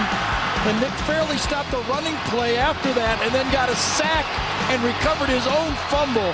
It caused fumble on the play. Big stops by this Auburn defense, and if they get another one right here, they're going to get back on the field with only a 10-point game. 3rd down 10 right now. McElroy looking deep left side for Hanks. It's tipped and incomplete. That was to Sharvin Bell, number 22. Well, he had one-on-one to the outside. DeSharvin Bell just beat him. Ball was thrown behind again. That ball was thrown behind. McElroy would have got that out in front of him. That would have been a complete pass. But that's what happens when you go man-to-man. You force a perfect throw, and he didn't get one. Cody Mandel is on to punt, his first today. And Quindarius Carr, number 9, has perched at the 10-yard line.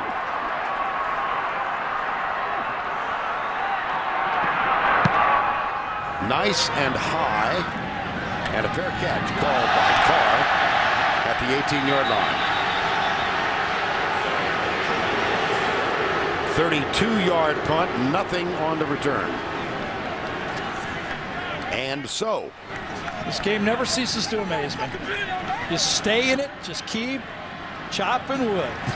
Get back in the game, and Auburn is back in this football game. We'll be back in a moment.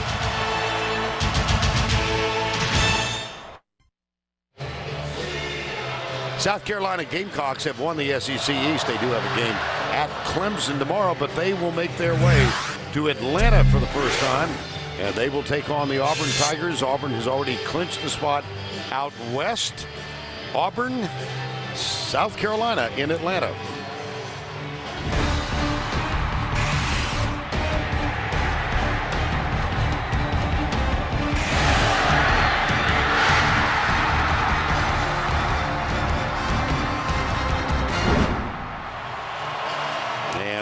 Of course, be there next Saturday afternoon, 4 o'clock Eastern time.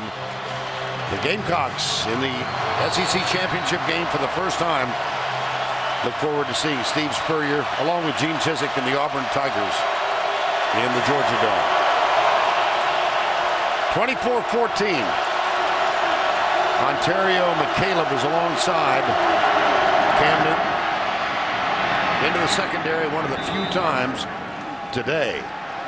And he's still not in positive yardage rushing the football. That's a 6-yard gain, but he's still -4 carrying because in college ball, for some reason, they insist on taking sacks off the rushing total. And Alabama's had 4 of them today. Yeah. They're the worst in the SEC in sacks. McCaleb going around the edge. Get a block on the corner. And Barron forces him out of bounds, but it's an Auburn first down. And now, because of the 2 scores, this Auburn team can now run their entire offense. You get the passing game going, and all of a sudden, the fly sweep game and the run game goes. Cody Burns and Emery Blake, 2 wide receivers, with key blocks to get McCaleb around the corner. First down, 10. They come left side. It's Michael Dyer forced inside by Courtney Upshaw. Well, Cam Newton. Yeah, he can't do it himself. In the first half, that defensive line and linebackers for Alabama seemed to find all of the gaps and defeated all of the blocks, but he's been coming on late.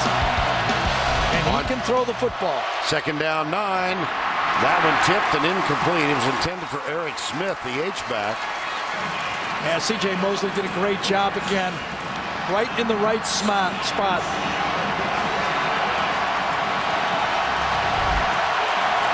Mosley, number 32, reads the eyes of Cam Newton.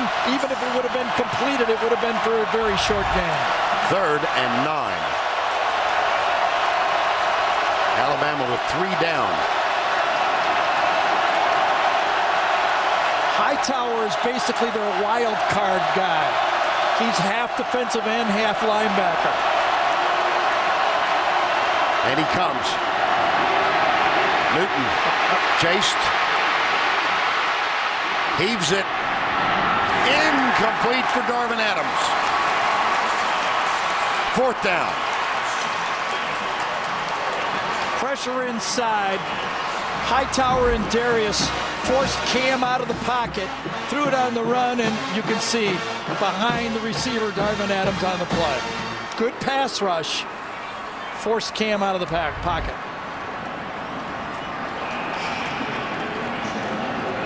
Ryan Shoemaker on the punt.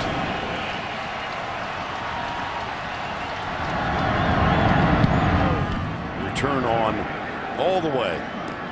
Fair catch called and taken by Marquise Mays. That's a 36-yard punt. And with the fair catch, nothing on the return. 24-14 with 9:05 when we come back. Greg McElroy at quarterback. And now Red Lobster presents today's scholar athlete, Ryan Pugh. 3.5 grade point average in building sciences and a low senior class award finalist for the Auburn Tigers. And for the Alabama Crimson Tide, Barry Jones, unable to play today, the right guard for this team, a 4.0 with a major in accounting and a 2010 Cresida first team All-American. Red Lobster's commitment to the investment of our future shown today by donating $1,000 to each school's general scholarship fund. Michael Goggins, number 49, is on the field now for Auburn for the first time. He, like Blanc, had to sit out the first half because of the ejection in the game against Georgia. Gotta figure they're gonna get the ball to Julio Jones here quick, don't you think? Well, McElroy's gonna be sacked before he can throw it. Gary, this Alabama team was so dominant in the last 4 drives. A fumble, a field goal, a fumble, and a punt. Yeah, and right now Greg has to understand that he just doesn't have that long to throw the ball. This front 4, that time it was Goggins, made the play, number 49. He's got to throw on rhythm against this front 4 for Auburn. Second down and 12. They'll get you. Those guys will get you. There it is. There it is. Yep. Julio Jones caught from behind. He does manage to get out near the 27-yard line. Zach Etheridge, number 4, wrapped him up. Now let's go back to the studio for this John Hancock update. All right, Vern, it's the last game for Colorado in the Big 12. And watch Rex Burkett here on the halfback pass for Nebraska. He finds Brandon Kenny for 26 yards and a touchdown. 17-3 Huskers at the half with a win. They will claim the Big 12 North. Back to you. All right, Tim, thank you. It's 3rd down and 7 here. Yeah, I was kind of expecting that wide receiver screen on 1st down, to tell you the truth. Jones, bottom of the screen. Blitz. McElroy hit as he lets it go. Incomplete. That blitz obviously affected McElroy. Yeah, Josh Bynes that time. Flag down. It was Josh Bynes who was coming. Sure. They jumped to a bare front. What that means is they covered the 3 inside guys, and this time the linebacker comes right, and that's a clean play. That can't be the penalty. Which obviously was on Alabama. Everybody switching on the field. Yeah. Tom Ritter is our referee. There's Josh Bynes, leading tackle. Ineligible player downfield on the offense. The tight end was covered up. A penalty is declined. 4th down. And so the Tigers will get it back. Bynes, middle linebacker for the Tigers, leading tackler on the team. And Cody Mandel will punt for the 2nd time. It's Quindarius Carr back to return it. He wears number 9 in white.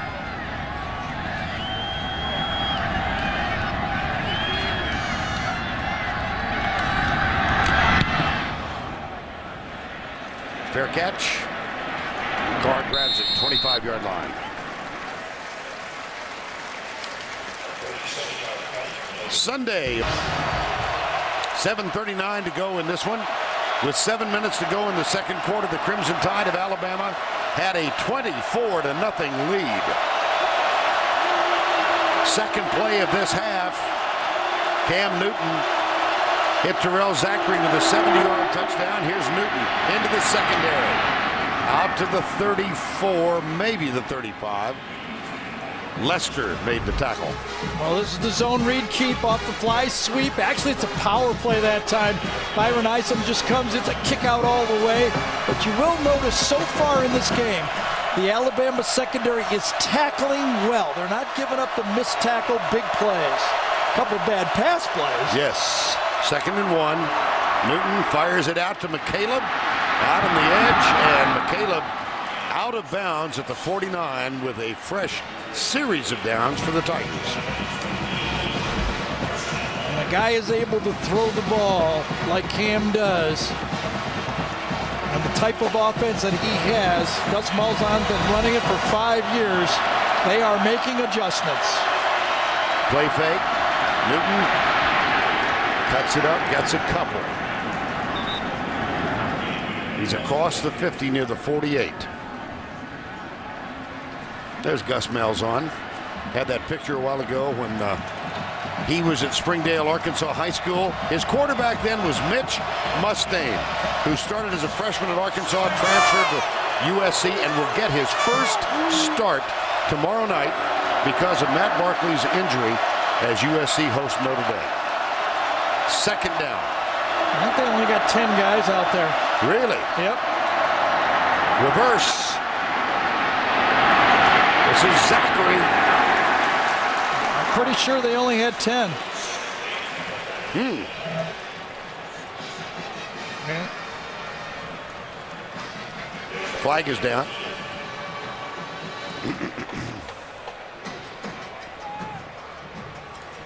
Sure.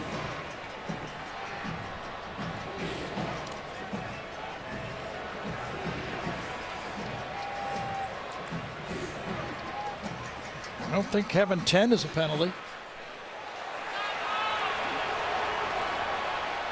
No. Well, the indication substitution infraction against Alabama. Substitution infraction on the defense. 5-yard penalty. 2nd down. It just must means that one of their players didn't get out on the field past the hash, I guess, of the numbers. Let's go here. 1, 2, 3, 4, 5, 6, 7, 8, 9, 10. That's it. You can almost see down here on the bottom, Nick Saban was yelling for one more player to get out there. Yeah.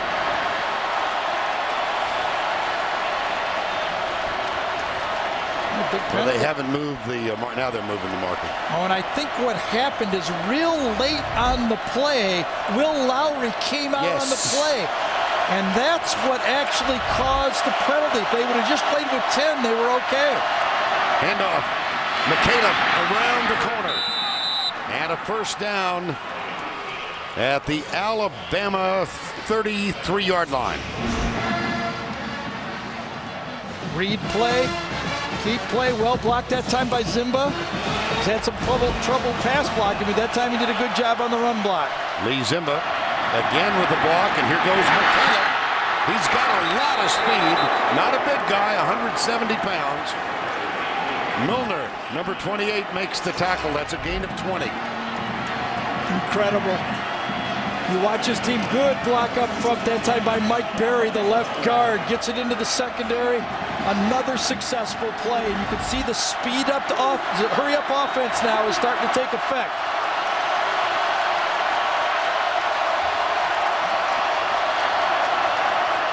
Newton inside the 10. He can pick up 2 yards just by falling over. Yes, he can. He's very tough to stop in those short yardage situations. C.J. Mosley. Kirby Smart, right side, Nick Saban. 2nd and 6 at the 8. I think Auburn ran that play with only 10 men on the field. Because 2 guys just ran in and only 1 guy left. Deductive reasoning. Yep. Fannin, who hasn't played much today. Here's Newton. There's Mario Fannin. You think the play was designed for him? And that's going to be a 1st and goal. Mario Fannin, number 27. Boy, what's the lesson for Auburn? Keep playing. What's the lesson for Alabama? Don't give away opportunities. Auburn's got their offense going now. Well, we are getting set up for some kind of final quarter. 4:34 to go in the 3rd. Newton has it. Touchdown, Tigers.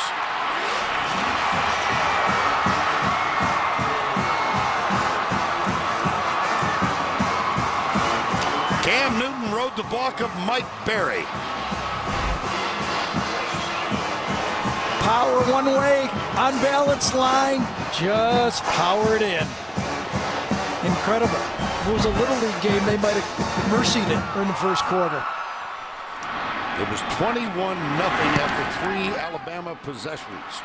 Simultaneously, 3 consecutive 3-and-outs. That's what happens when you have 24 seniors on your football team like Auburn. 18th rushing touchdown to break the school record held by a couple of pretty decent players. Bo Jackson, Cadillac Williams, 24-21.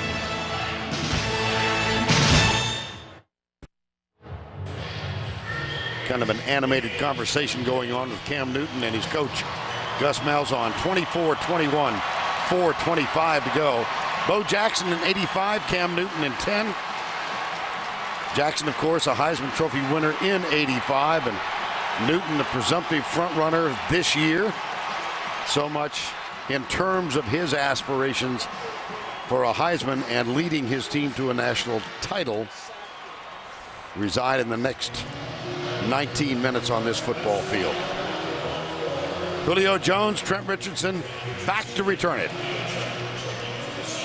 Wes Byram will kick it off. In this situation, coaches I've had have always said, think players, not plays. They need to go to Mark Ingram, Julio Jones. 2 weeks ago, Byram had an onside kick against Georgia, not this time. It's kind of a squib, and it will go right between Richardson and Jones and will result in a touchback. Now let's go to Tim Brando for this Heisman Watch presented by Nissan. All right, Vern, Gary, Kellen Moore, one of the top 3, no doubt, in the Heisman balloting, one would think, will be showcasing his talents tonight against Nevada. And by the way, Gary, you and I will have a little conversation about their validity for a possible BCS championship tomorrow, okay, buddy? Michael James is considered number 2 by most observers. He'll play tonight against Arizona. And Terrell Pryor will have at least a Rose Bowl berth on the line for Michigan tomorrow. Back to you guys. Your turn. I'm watching a lot of good football players out here, Tim. That's all I got to say. A lot of good football players. 1st down and 10. Alabama by 3. On 1st down, it's Richardson. Yes. Craig Stevens, number 46. Been through the wars, a senior. He was here when they lost 36-0. He was there last year when they almost took the championship away from Alabama. The Alabama offensive line that was dominating in the first half is no longer getting any push.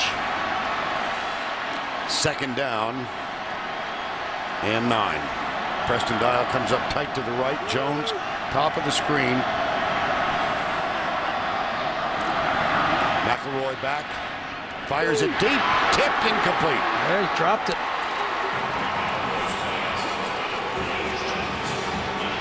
McNeil and Bynes around the body of Julio Jones. Can't throw it any better than this one. You're going to get hit anyway. Julio usually catches that, but Bynes got his hand on it. If you notice that, Bynes popped that ball loose. Nice play by Josh Bynes. Look at the total yardage. First half, second half. Here's your basic big third quarter play. 3rd and 9 in a 3-point game.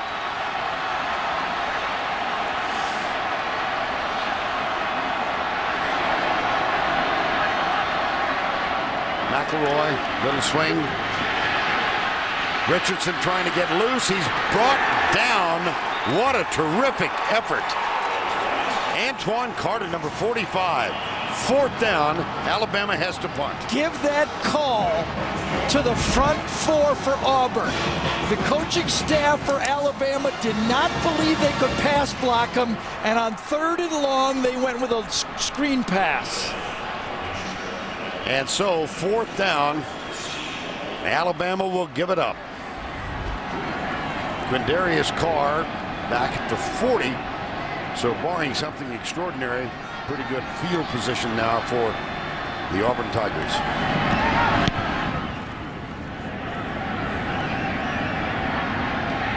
Whoa. No. It's loose. It's loose. Wow. What a decision by Carr. What was he thinking?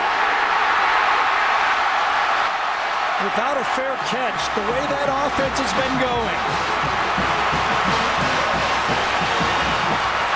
Oh, man.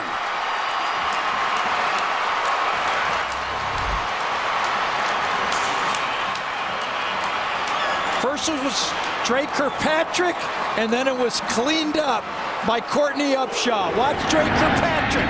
Number 1, Upshaw pops it loose. And I think Kirkpatrick might have got it. Yes, he did. Uncalled for play, especially these two teams. They're number 1 and number 3 in the country, not giving up returns. You almost know you got a fair catch. And he has made fair catches throughout. Here's McElroy in the first turnover of the game. Quickly, who do you think he might want to go to? Yep.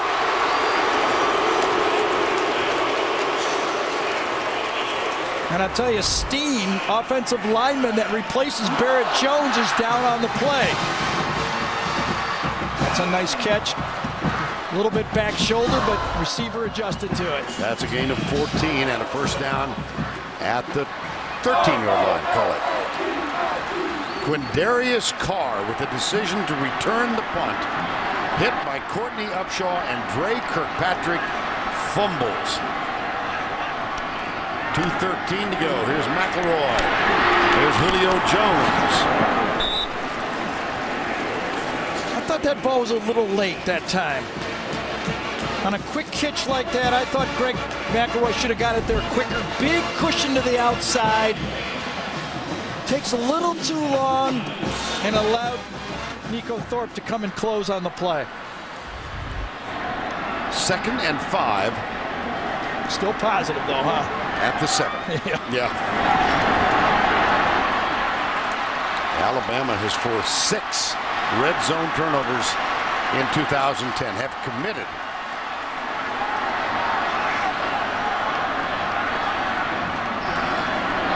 McElroy. 3rd down. Tried to run a pick play that time, and even you saw Julio Jones saying you should have thrown it to the other guy. Julio tried to pick Josh Bynes on the play, and they were trying to go to Ingram. Watch Julio come down and try to pick right there for the linebacker. Ingram was run the wheel. Pick, and then kind of thought, I could see, he said, should have thrown it to my other shoulder if you were going to show it. See, throw it to my outside.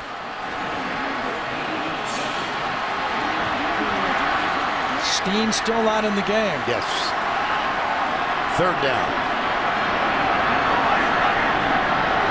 McElroy looking for Jones, fires it inside, up and over the top, and the flag is thrown.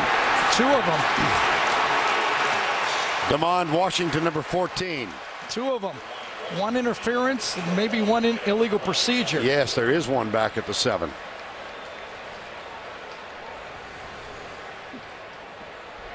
Prior to the snap, false start, 65, offense. So that 5-yard penalty remains. Third down. That forces them to pick up the other flag now. It was actually no play. That's why it's not offsetting penalties. Watch it, left guard over here. I think that's where it happens. Just a little flinch. Yes, just before. Play is dead right there. No interference. Chase Warmack, that's a pre-snap call. Now McElroy hurries into the huddle. Could Auburn get another stop here? My. 9 seconds on the play clock. Now it's 7. Third down.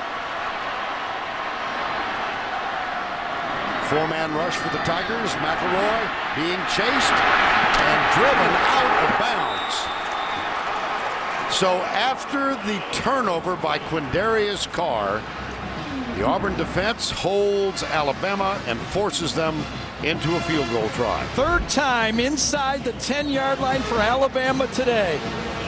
Had to settle for a field goal. Of course, they had the sack and the fumble, and right now they have a field goal try. Jeremy Shelley, who is the short field goal man for the Crimson Tide, is 1 of 1 today. This will be from 33 yards out.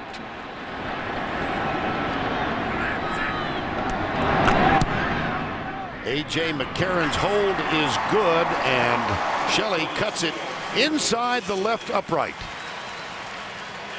But Gene Chizik's got to be a little happy, and Quindarius Carr slightly relieved. Absolutely.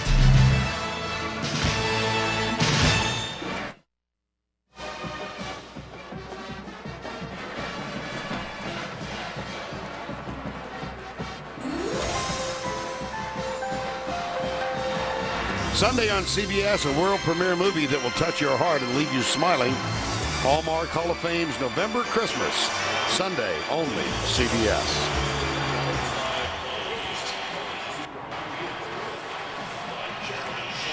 (27-21), 1:05 to go. What a stop for this Auburn defense. What an... He thought it was still Halloween and not Thanksgiving. Yeah, it was.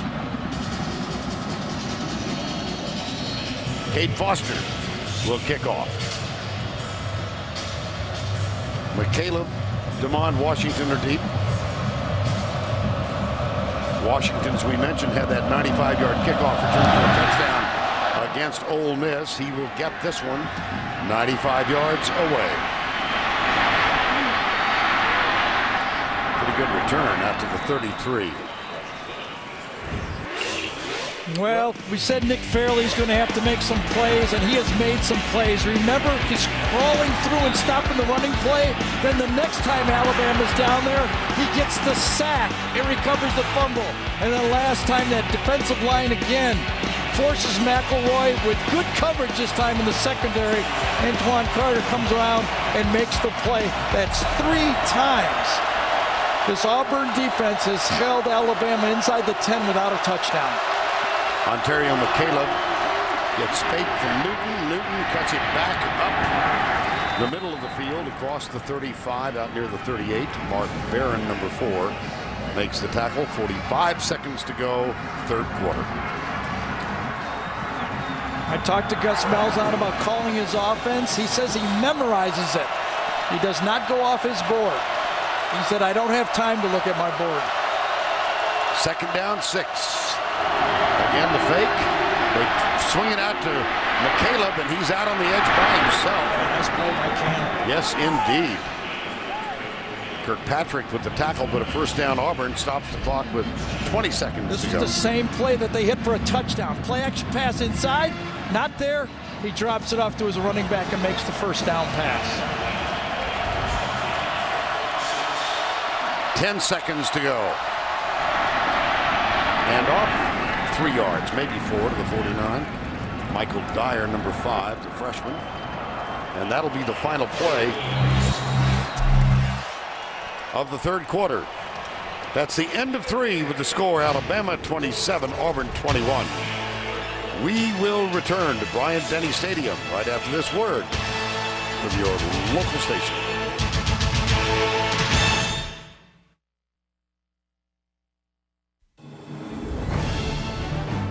A 5.3-liter V8, an EPA estimated 21 highway miles per gallon, and 20-inch chrome-clad wheels will take you through a lot of rivers and plenty of woods. During the GMC holiday event, get 0% financing plus $1,500 allowance on the Sierra Z60, plus no monthly payments until spring. It's our best offer of the year.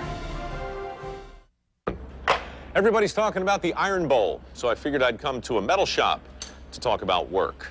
A third of Alabama's skilled tradesmen are over 50 and they're retiring fast. Guess who's replacing them? No one. That means real opportunity for anybody willing to take the time to learn a skill or master a trade. Look, if you really want to get into the end zone, you might have to get your hands dirty. Something to think about no matter who you're rooting for. So go build Alabama, and go build Auburn too. If you give a little more than you're asking for, your love will turn the key. Where'd you get that app? Cellular South has countless free Android apps. Do you mind? Oh.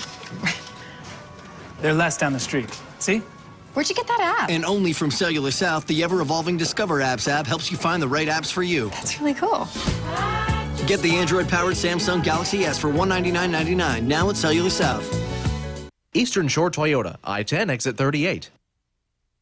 Welcome you back to Tuscaloosa and the 75th playing of the Iron Bowl. Auburn and Alabama, these two bitter in-state rivals. Alabama, the defending national champions, had a 24-0 lead. Auburn, undefeated, ranked second in the country and second in the BCS, has come back to trail by 6. Vern Lundquist, Gary Danielson, Tracy Wolfson, the Crimson Tide, and the Tigers. On 2nd and 7, the handoff right side. And McCaleb gets the handoff. It's going to be 3rd down. Well, we thought we might get something special. It looks like we're going to. This conference never ceases to show up every week in and week out. Well, they say the definition of a rivalry is when the fear of losing to your rival is more intense than the joy of winning the game. And I think this rivalry has shown that today. Neither one of these two teams want to step up there after this game and say, oh, no, I got to hear about this for a whole year. Newton left side. Good tackling. It sure was. That was D. Menzie. It's 4th down. I'll be surprised if Auburn doesn't punt this ball the way their defense has been playing in the second half.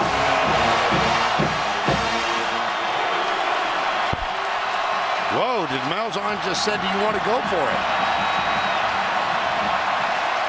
4th and 3.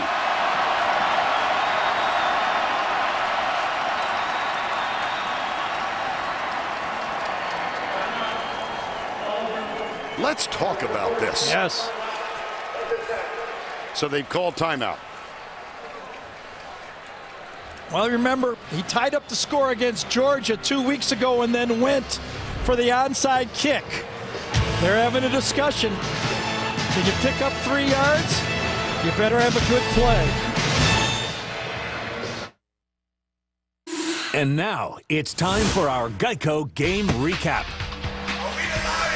Alabama opened quickly. Here was McElroy handing off to Mark Ingram, who skipped in untouched, 7-0. Alabama next possession. McElroy, Julio Jones, 68 yards, 14-0. Alabama, McElroy, who hit a career high of 335 in the first half, finds Darius Hanks, 21-0. Shelley made it 24-0 with this 20-yard field goal. And then Auburn began this tenacious comeback. First, Blake with a touchdown. Zachary, 70 yards with the touchdown. Second play of third quarter. Cam Newton, right guard for a touchdown, made it 24-21. Shelley kicks the field goal from 32, and that's where we stand, 27-21.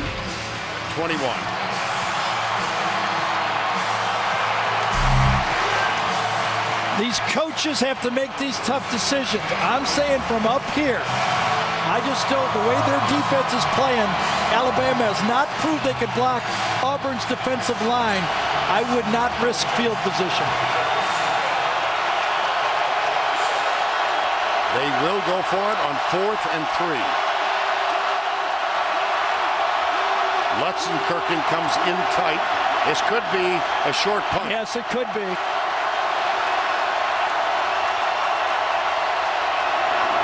No.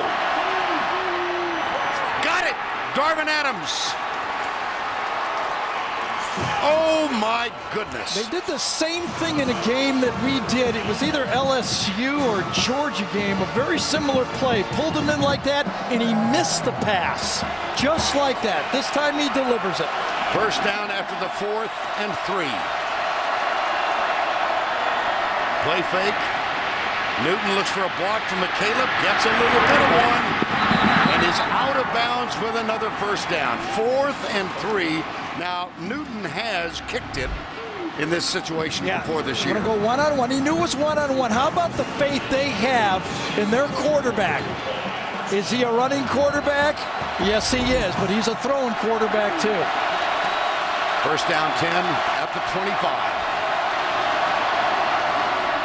They come right. Dyer. Lot of room out of bounds inside the 15.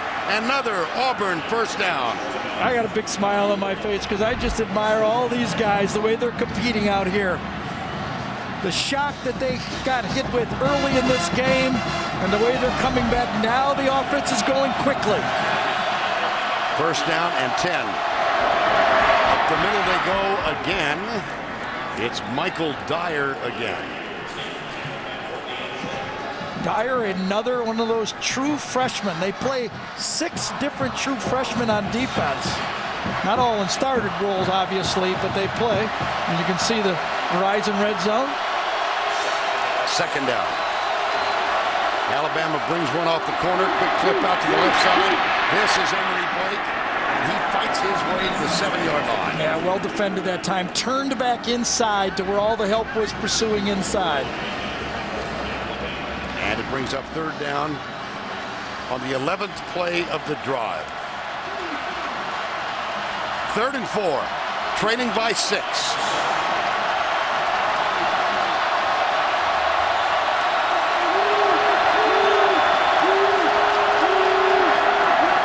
Newton back to throw under some pressure, pulls up, has his man open, caught, Lutzenkirchen. Auburn has claimed a tie in the ball game.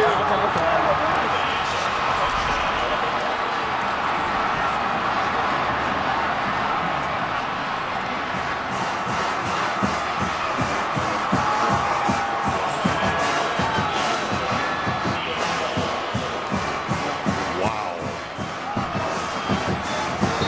Wes Byram for the extra point. He's missed one this year.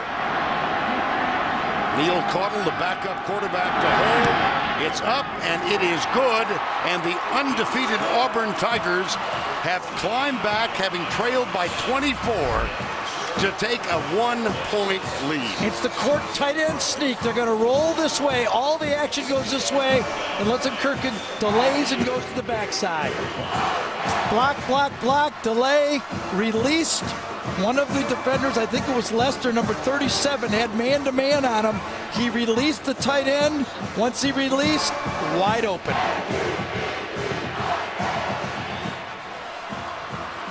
Lutzenkirchen. Gene Chiswick. That's a little easier to pronounce.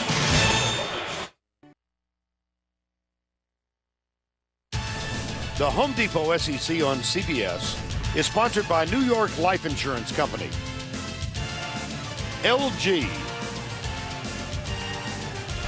Sonic, and by Jared the Jeweler. I know that we're in Tuscaloosa, but you could say the sun is shining in Auburn right now. Aerial coverage of the SEC on CBS provided by Goodyear. 24 down, and Auburn has climbed back into the lead. It's not the first time they've come from a deficit. Mississippi State stopped at midfield on the final drive. They won by 3. Clemson missed a 32-yard field goal in overtime. They defeated them by 3. South Carolina trailed by 6 in the fourth quarter, wound up winning 35-27. West Byram, as time expired, they defeated Kentucky 37-34. Trailed by 6 in the fourth against Arkansas, scored 28 unanswered.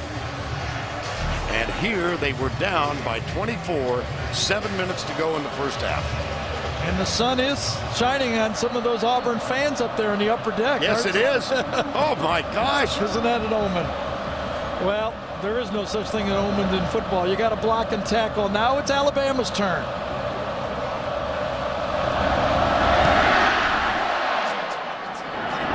Taken short, Jones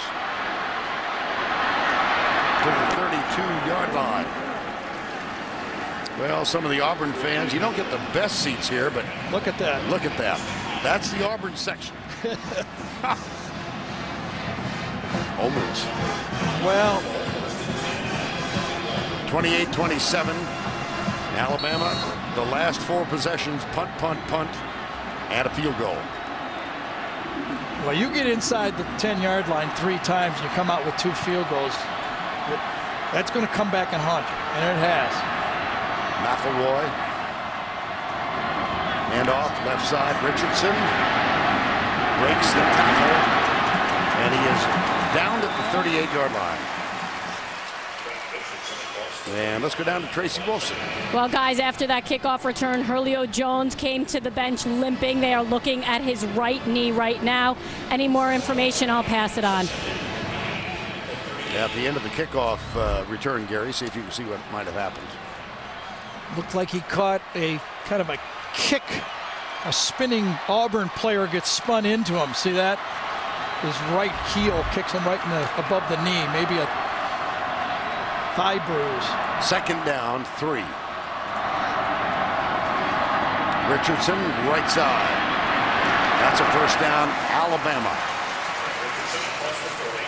Say what you want about some of the deficiencies in the Auburn secondary. Their rush defense has been solid all year.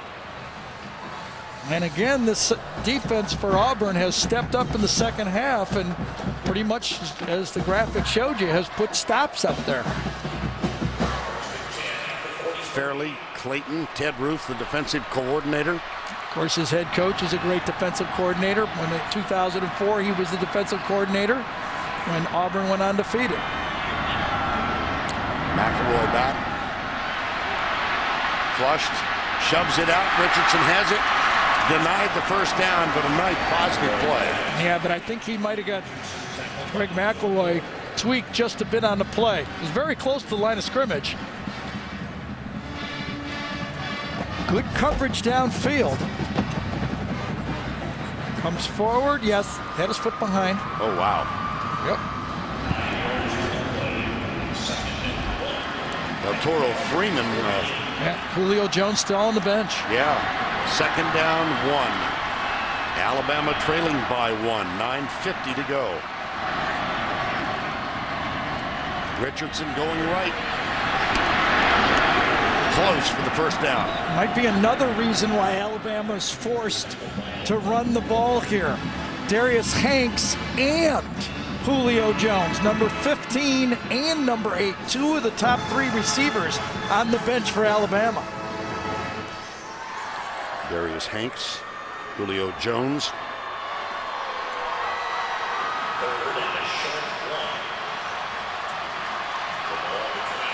Tracy informs us it is a rib. Third down, less than a foot, it would appear. It's funny, they've gone completely with Trent Richardson in this drive, too, so far. Timeout, Alabama.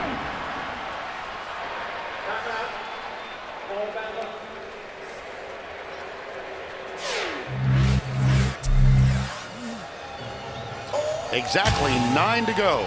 It's 28-27. Auburn.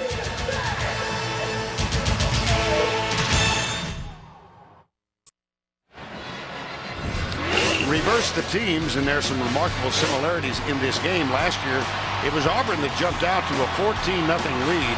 Then Alabama chipped away in the fourth quarter. Bama down 21-20. Greg McElroy led the Tide on a 15-play, 79-yard touchdown drive, capped by this toss to Roy Upchurch. That kept Alabama undefeated. They won the SEC in the battle with Florida and then the national championship. Well, here we have Cam Newton's Auburn team having clawed back to claim the lead once down by 24. There's a flag down. If the play stands, it appears he has the first down. It appears that he does. But illegal shift.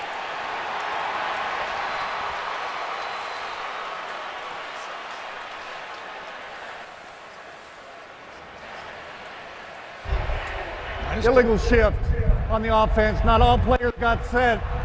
5-yard penalty, third down. Boy, 3rd and inches. Those receivers had no factor in the play. They never got set 1 second when the ball was snapped. That's the call. And so, officially now it's 3rd and 6. Man, that's Earl Anthony out there instead of Julio Jones. McElroy. Ooh, nice play. I don't know. By Marquise Mays, yes. Marquise Mays with the spin might have picked up the first down. He spun forward. Beautiful play by Mays. Yes. Feeling that pressure.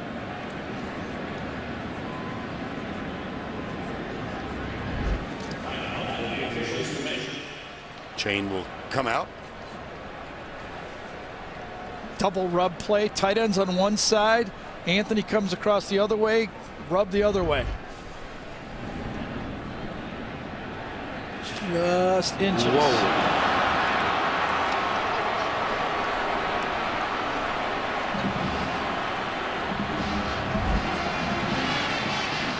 Another look. Mays with the spin. And so, 8:23 to go, 4th and inches.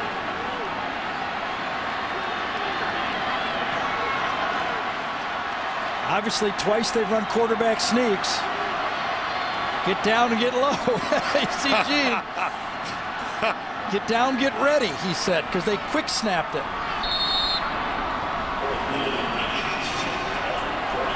Ingram is in the backfield. McElroy. Oh, yep. At least according to the unofficial yellow line. Now, El Toro Freeman has the ball in his hands, but there was no indication of a fumble down in the pile. Josh Bynes is arguing, I think, with the spot.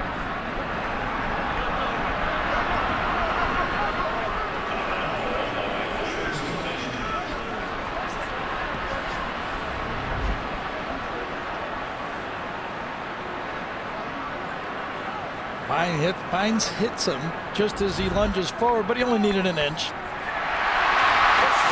And he got it.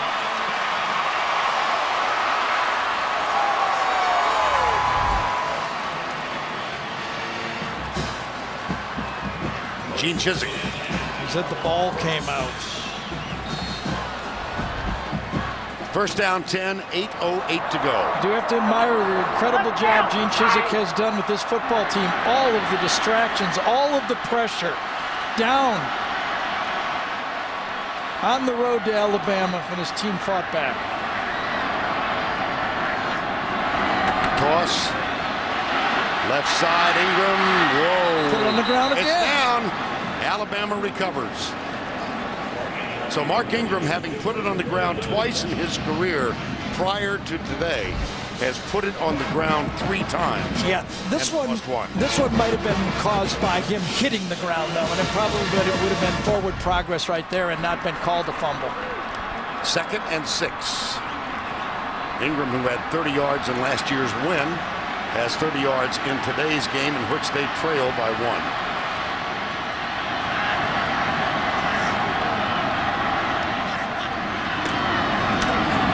Ingram.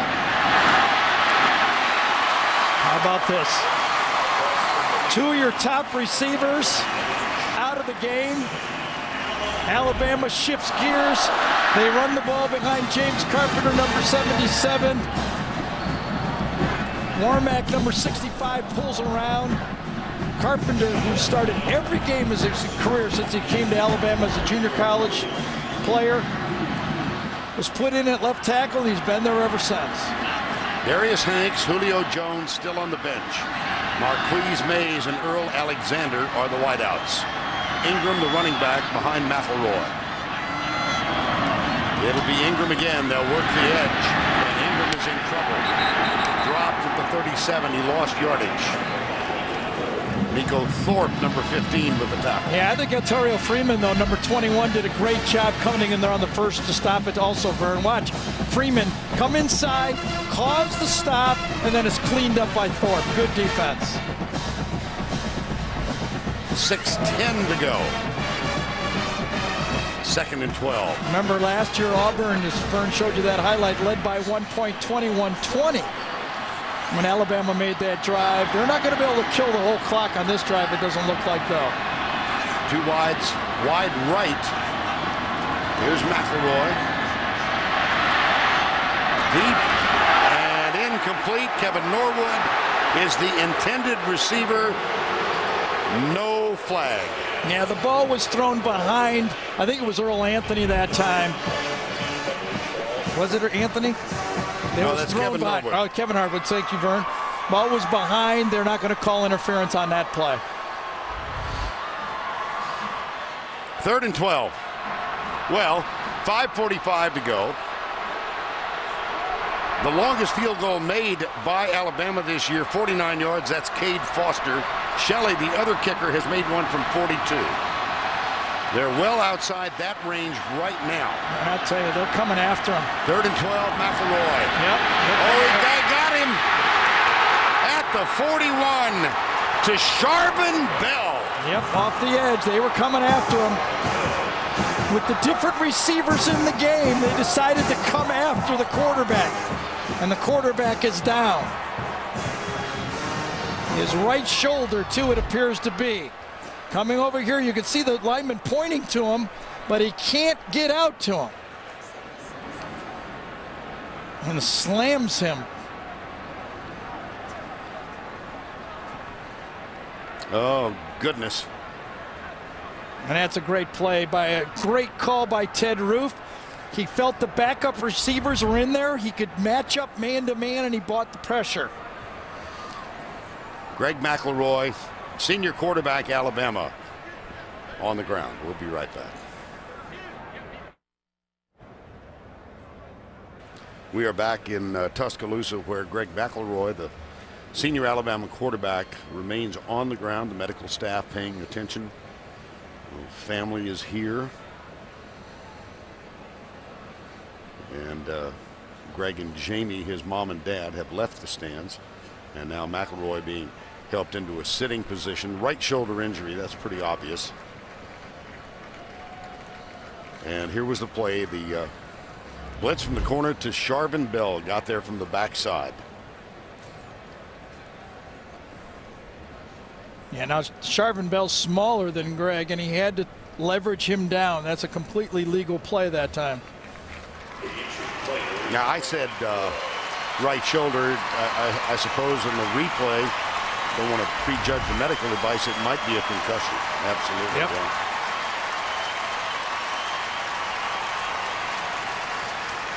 Matter of fact, it looks more like that's what it is. Doesn't it? Yeah, it sure does. Well, they take the motorized stretcher off the field, and Greg McElroy is able to walk back almost without assistance. A.J. McCarron is the backup, a redshirt freshman. McElroy will continue to get assistance. It's 4th down and 16. McElroy, who hit his first 12 passes in this game, is on the bench now, having hit a career high of 374. And Auburn very late getting out on the field. Now remember, Alabama substituted, so Auburn has an opportunity to substitute. That's why the official was standing over the ball. Remember if they saw Tennessee LSU. And here is the snap. It's Mandel. Oh, he shanked it. He did. Oh, badly. Out of bounds, short of the 25-yard line.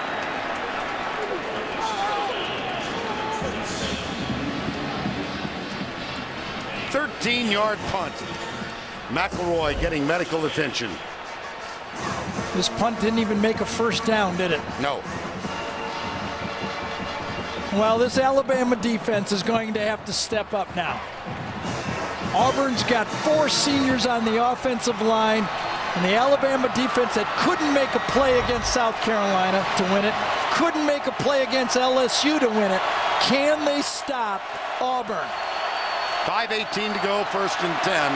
Auburn by 1. Eric Smith is the H-back, number 32. Here's Newton, quarterback draw, and he gets 1 or 2. Let's get more on Greg McElroy. Here's Tracy Wilson. Well, guys, he's on the bench right now, and he looks completely out of it, and that's exactly what they were checking for, a concussion. And I think it's safe to say that A.J. McCarron is going to have to finish this game for Alabama, guys. Little wan smile from Greg McElroy. Yeah, if he can get back in the game. Remember Auburn's drive against Kentucky. They took off the rest of the clock and kicked the field goal to win it. That was a 19-play drive, and they got a West Byram field goal at the end to win by 3. 2nd down and 8. Ryan Pugh snaps it back. Newton looks for running room, gets a block in the corner, but he only gets 3 yards. C.J. Mosley, number 32, the freshman, up there to make the stop. 4:20 to go, 3rd and 5. And remember, if McCarron plays, at least from the last series, he didn't have Julio Jones and he didn't have Darius Hanks. 3rd down, 5, 4:05 to go. Newton for the day, now 35 yards on 19 carries. He's thrown for 216.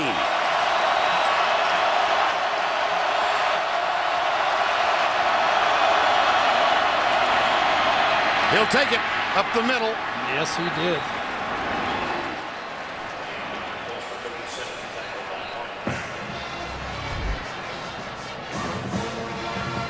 Inside, follows number 32, Eric Smith. And was his knee down before he crossed the line? Time has been taken for the measurement. When you're 6'6" and you're stretching that ball out, there's a lot of distance between the knee and the ball. And remember, that play is reviewable. 1st down plays are. Short. Oh, here we go. Yeah. Here we go. Okay, Gus Malzahn on the left. Gene Chizik. Got a backup quarterback on the other team, and you need 4 inches to perhaps play for a national championship and stay undefeated. You know he's going to go for it, don't you? He came to Auburn 5-19. Coach at Iowa State. They booed him when he got off the plane. Some guy called him a loser. Look at this. They go shotgun on this inches. Is it going to be a dive? I mean, over the top for Cam Newton? 5 on the shot clock. There you play clock. Newton. Oh, he got it. He did. He rolled over the top and got the 1st down after almost losing the snap.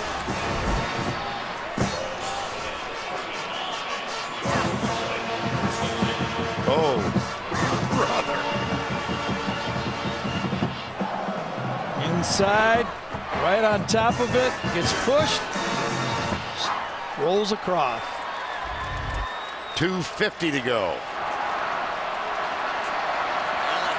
And Alabama, as you can see, only has 1 timeout. Newton, caught, dropped. They're going to take it, aren't they? Yes, they will. Damian Square, number 92, makes the tackle. I'll tell you that comeback by Auburn down this many points is one of the all-timers. Newton appears to be shaken up on the play.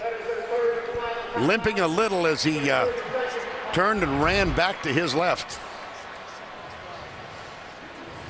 Yeah, he ain't coming out of the game, though. I can guarantee that. We thought his Heisman Trophy run was against LSU. Right. Remember that one from Patrick Peterson? Sure. I'll tell you, his play of the year for me might be that 4th down pass. He found Darvin You talk Adams. you talk about faith. 4th and 3 or 4, and he rips a throw. And I remember early in the year, I don't recall which game it was. It might have been LSU. He missed the throw, and it led to this touchdown later on the same drive. Talk about faith in your quarterback. Julio Jones sitting next to Greg McElroy. He went out having returned a kick and was injured on the kickoff return. Now Newton giving evidence of being in some pain. 2nd and 12.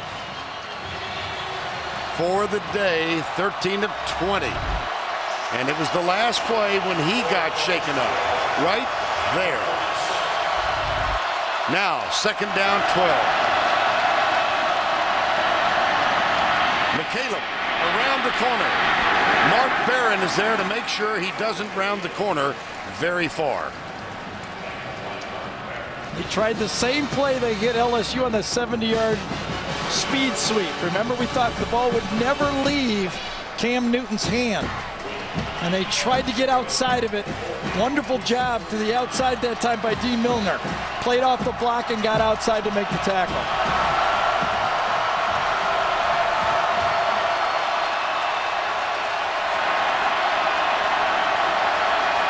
Third down, 9. A 1-point game. An undefeated Auburn team. And here comes Alabama. They are coming. They got the bear look. They're coming. 5 strong. Delay a game. Delay a game. What did they call timeout? Prior to the delay of game foul, we had a timeout called by Auburn. That is their second charge timeout. They got the timeout. This will be a 30-second timeout.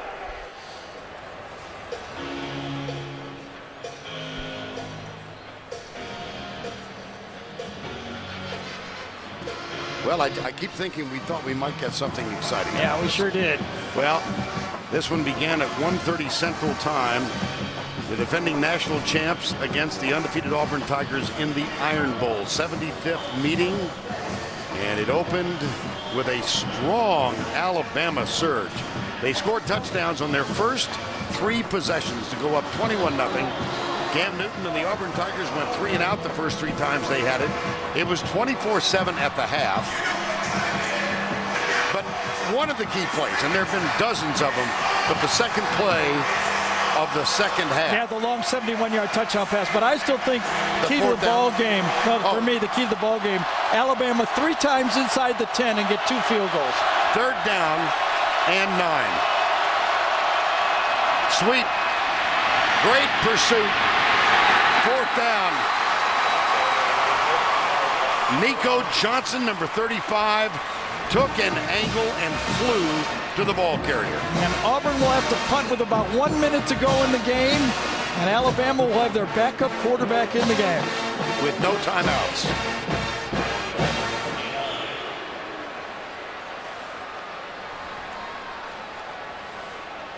Marquise Mays inside the 20. Ryan Shoemaker. And the punting game has not been a strength of Auburn this year. Mays had an 81-yarder wiped out by a penalty a couple of weeks ago. And this one is whistled dead prior to the snap. Auburn is their 3rd and final timeout. It will be a 30-second timeout.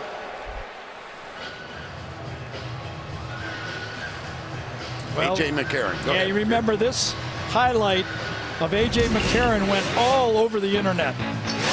He threw a pass in a game with a big lead, and A.J. got some strong coaching. And a whack on the behind. Will he get Julio Jones? Because I see Julio Jones with his helmet on. Julio Jones out the last series for the day. 10 catches, 199 yards. 7 of those catches in the first half. And again and again and again, this is why I feel that the big conferences deserve all tiebreakers and all benefit of the doubt when they play for the national championship. Because the little guys don't have to get over this Alabama hurdle. I'm sorry. On 4th and 10, Ryan Shoemaker to punt. Return is on all the way. Mays comes up, lets it bounce, takes it at the 18 and is downed almost immediately. Emory Blake was the first one down there. Now A.J. McCarron. And what did Jim McElwain tell us yesterday? Before A.J. leaves, you will love this guy. Well, he has a chance now to go into the Alabama legendary list. Jones is out there. 1st and 10, 51 seconds to go. No timeouts, trailing by 1. McCarron, deep left side, incomplete. They did not block Nick Fairley. Nick Fairley went right through his man to the quarterback. Watch him right here. Right through him. Inside and right into the quarterback. That was the redshirt freshman, Anthony Steen. Here's Fairley. And it's 2nd down and 10 from the 19. 46 seconds to go.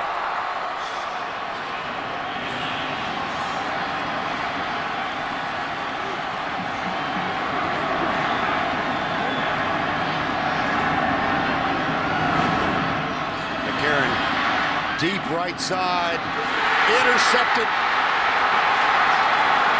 Oh, it's dropped. I beg your pardon. I thought Desharvin Bell had it in his hands. Can't get one any easier than that.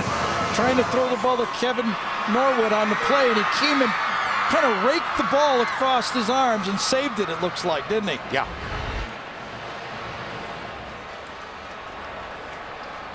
Third down. I tell you, if you're the quarterback, in your head, and you just don't know, you don't have much time to throw it. That rush is coming. McCarron back, steps up, across the middle, dropped again. Kevin Norwood, number 83. It'll be 4th down and 10.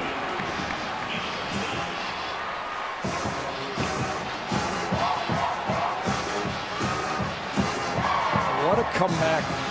What a football game. What a conference.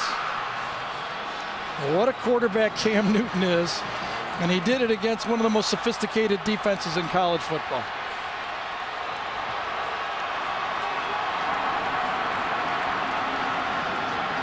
Fourth and 10, 35 seconds remaining.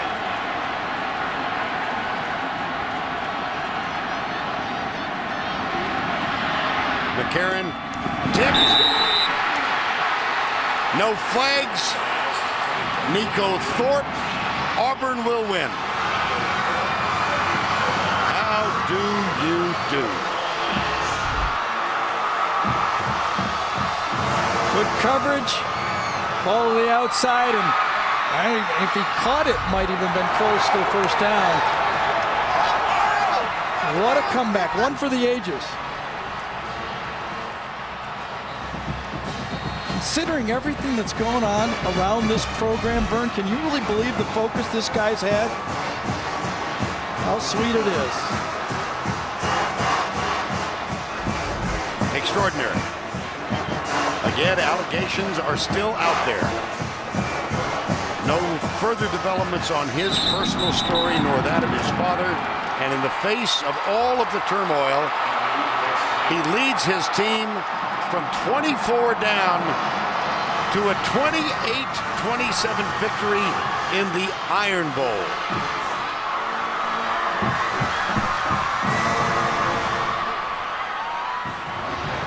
Newton, 13 of 20 for 216. He wound up 22 rushes, 39 yards, and a touchdown, and he is our Chick-fil-A player of the game. You see the stats, 39 rushing yards, 1 rushing touchdown down to Tracy with Gene Chiswick.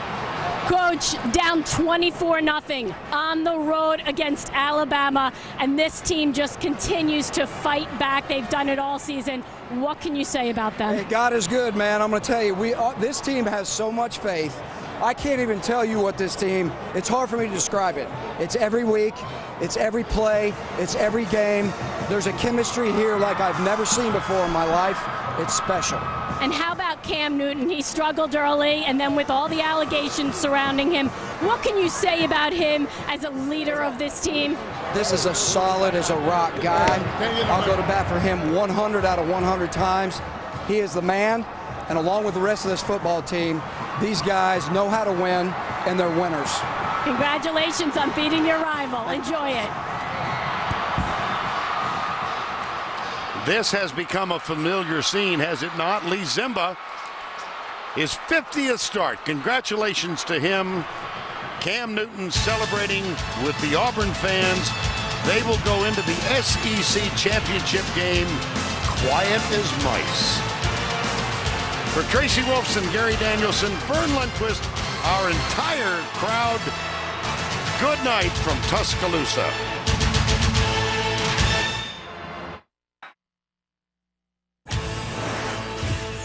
CBS Sports presents the Jeep Postgame Show.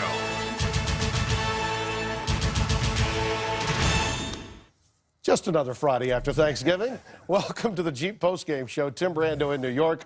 A reminder, tonight on CBS begins with CSI New York, followed by back-to-back episodes of Blue Bloods, plus David Letterman after your local news. That's all coming up, only CBS. In the game you just saw, Auburn escapes Tuscaloosa with an incredible 28-27 win. Now we're going to take you out to Tracy Wolfson, who spoke to Lee Zimba of Auburn just moments ago.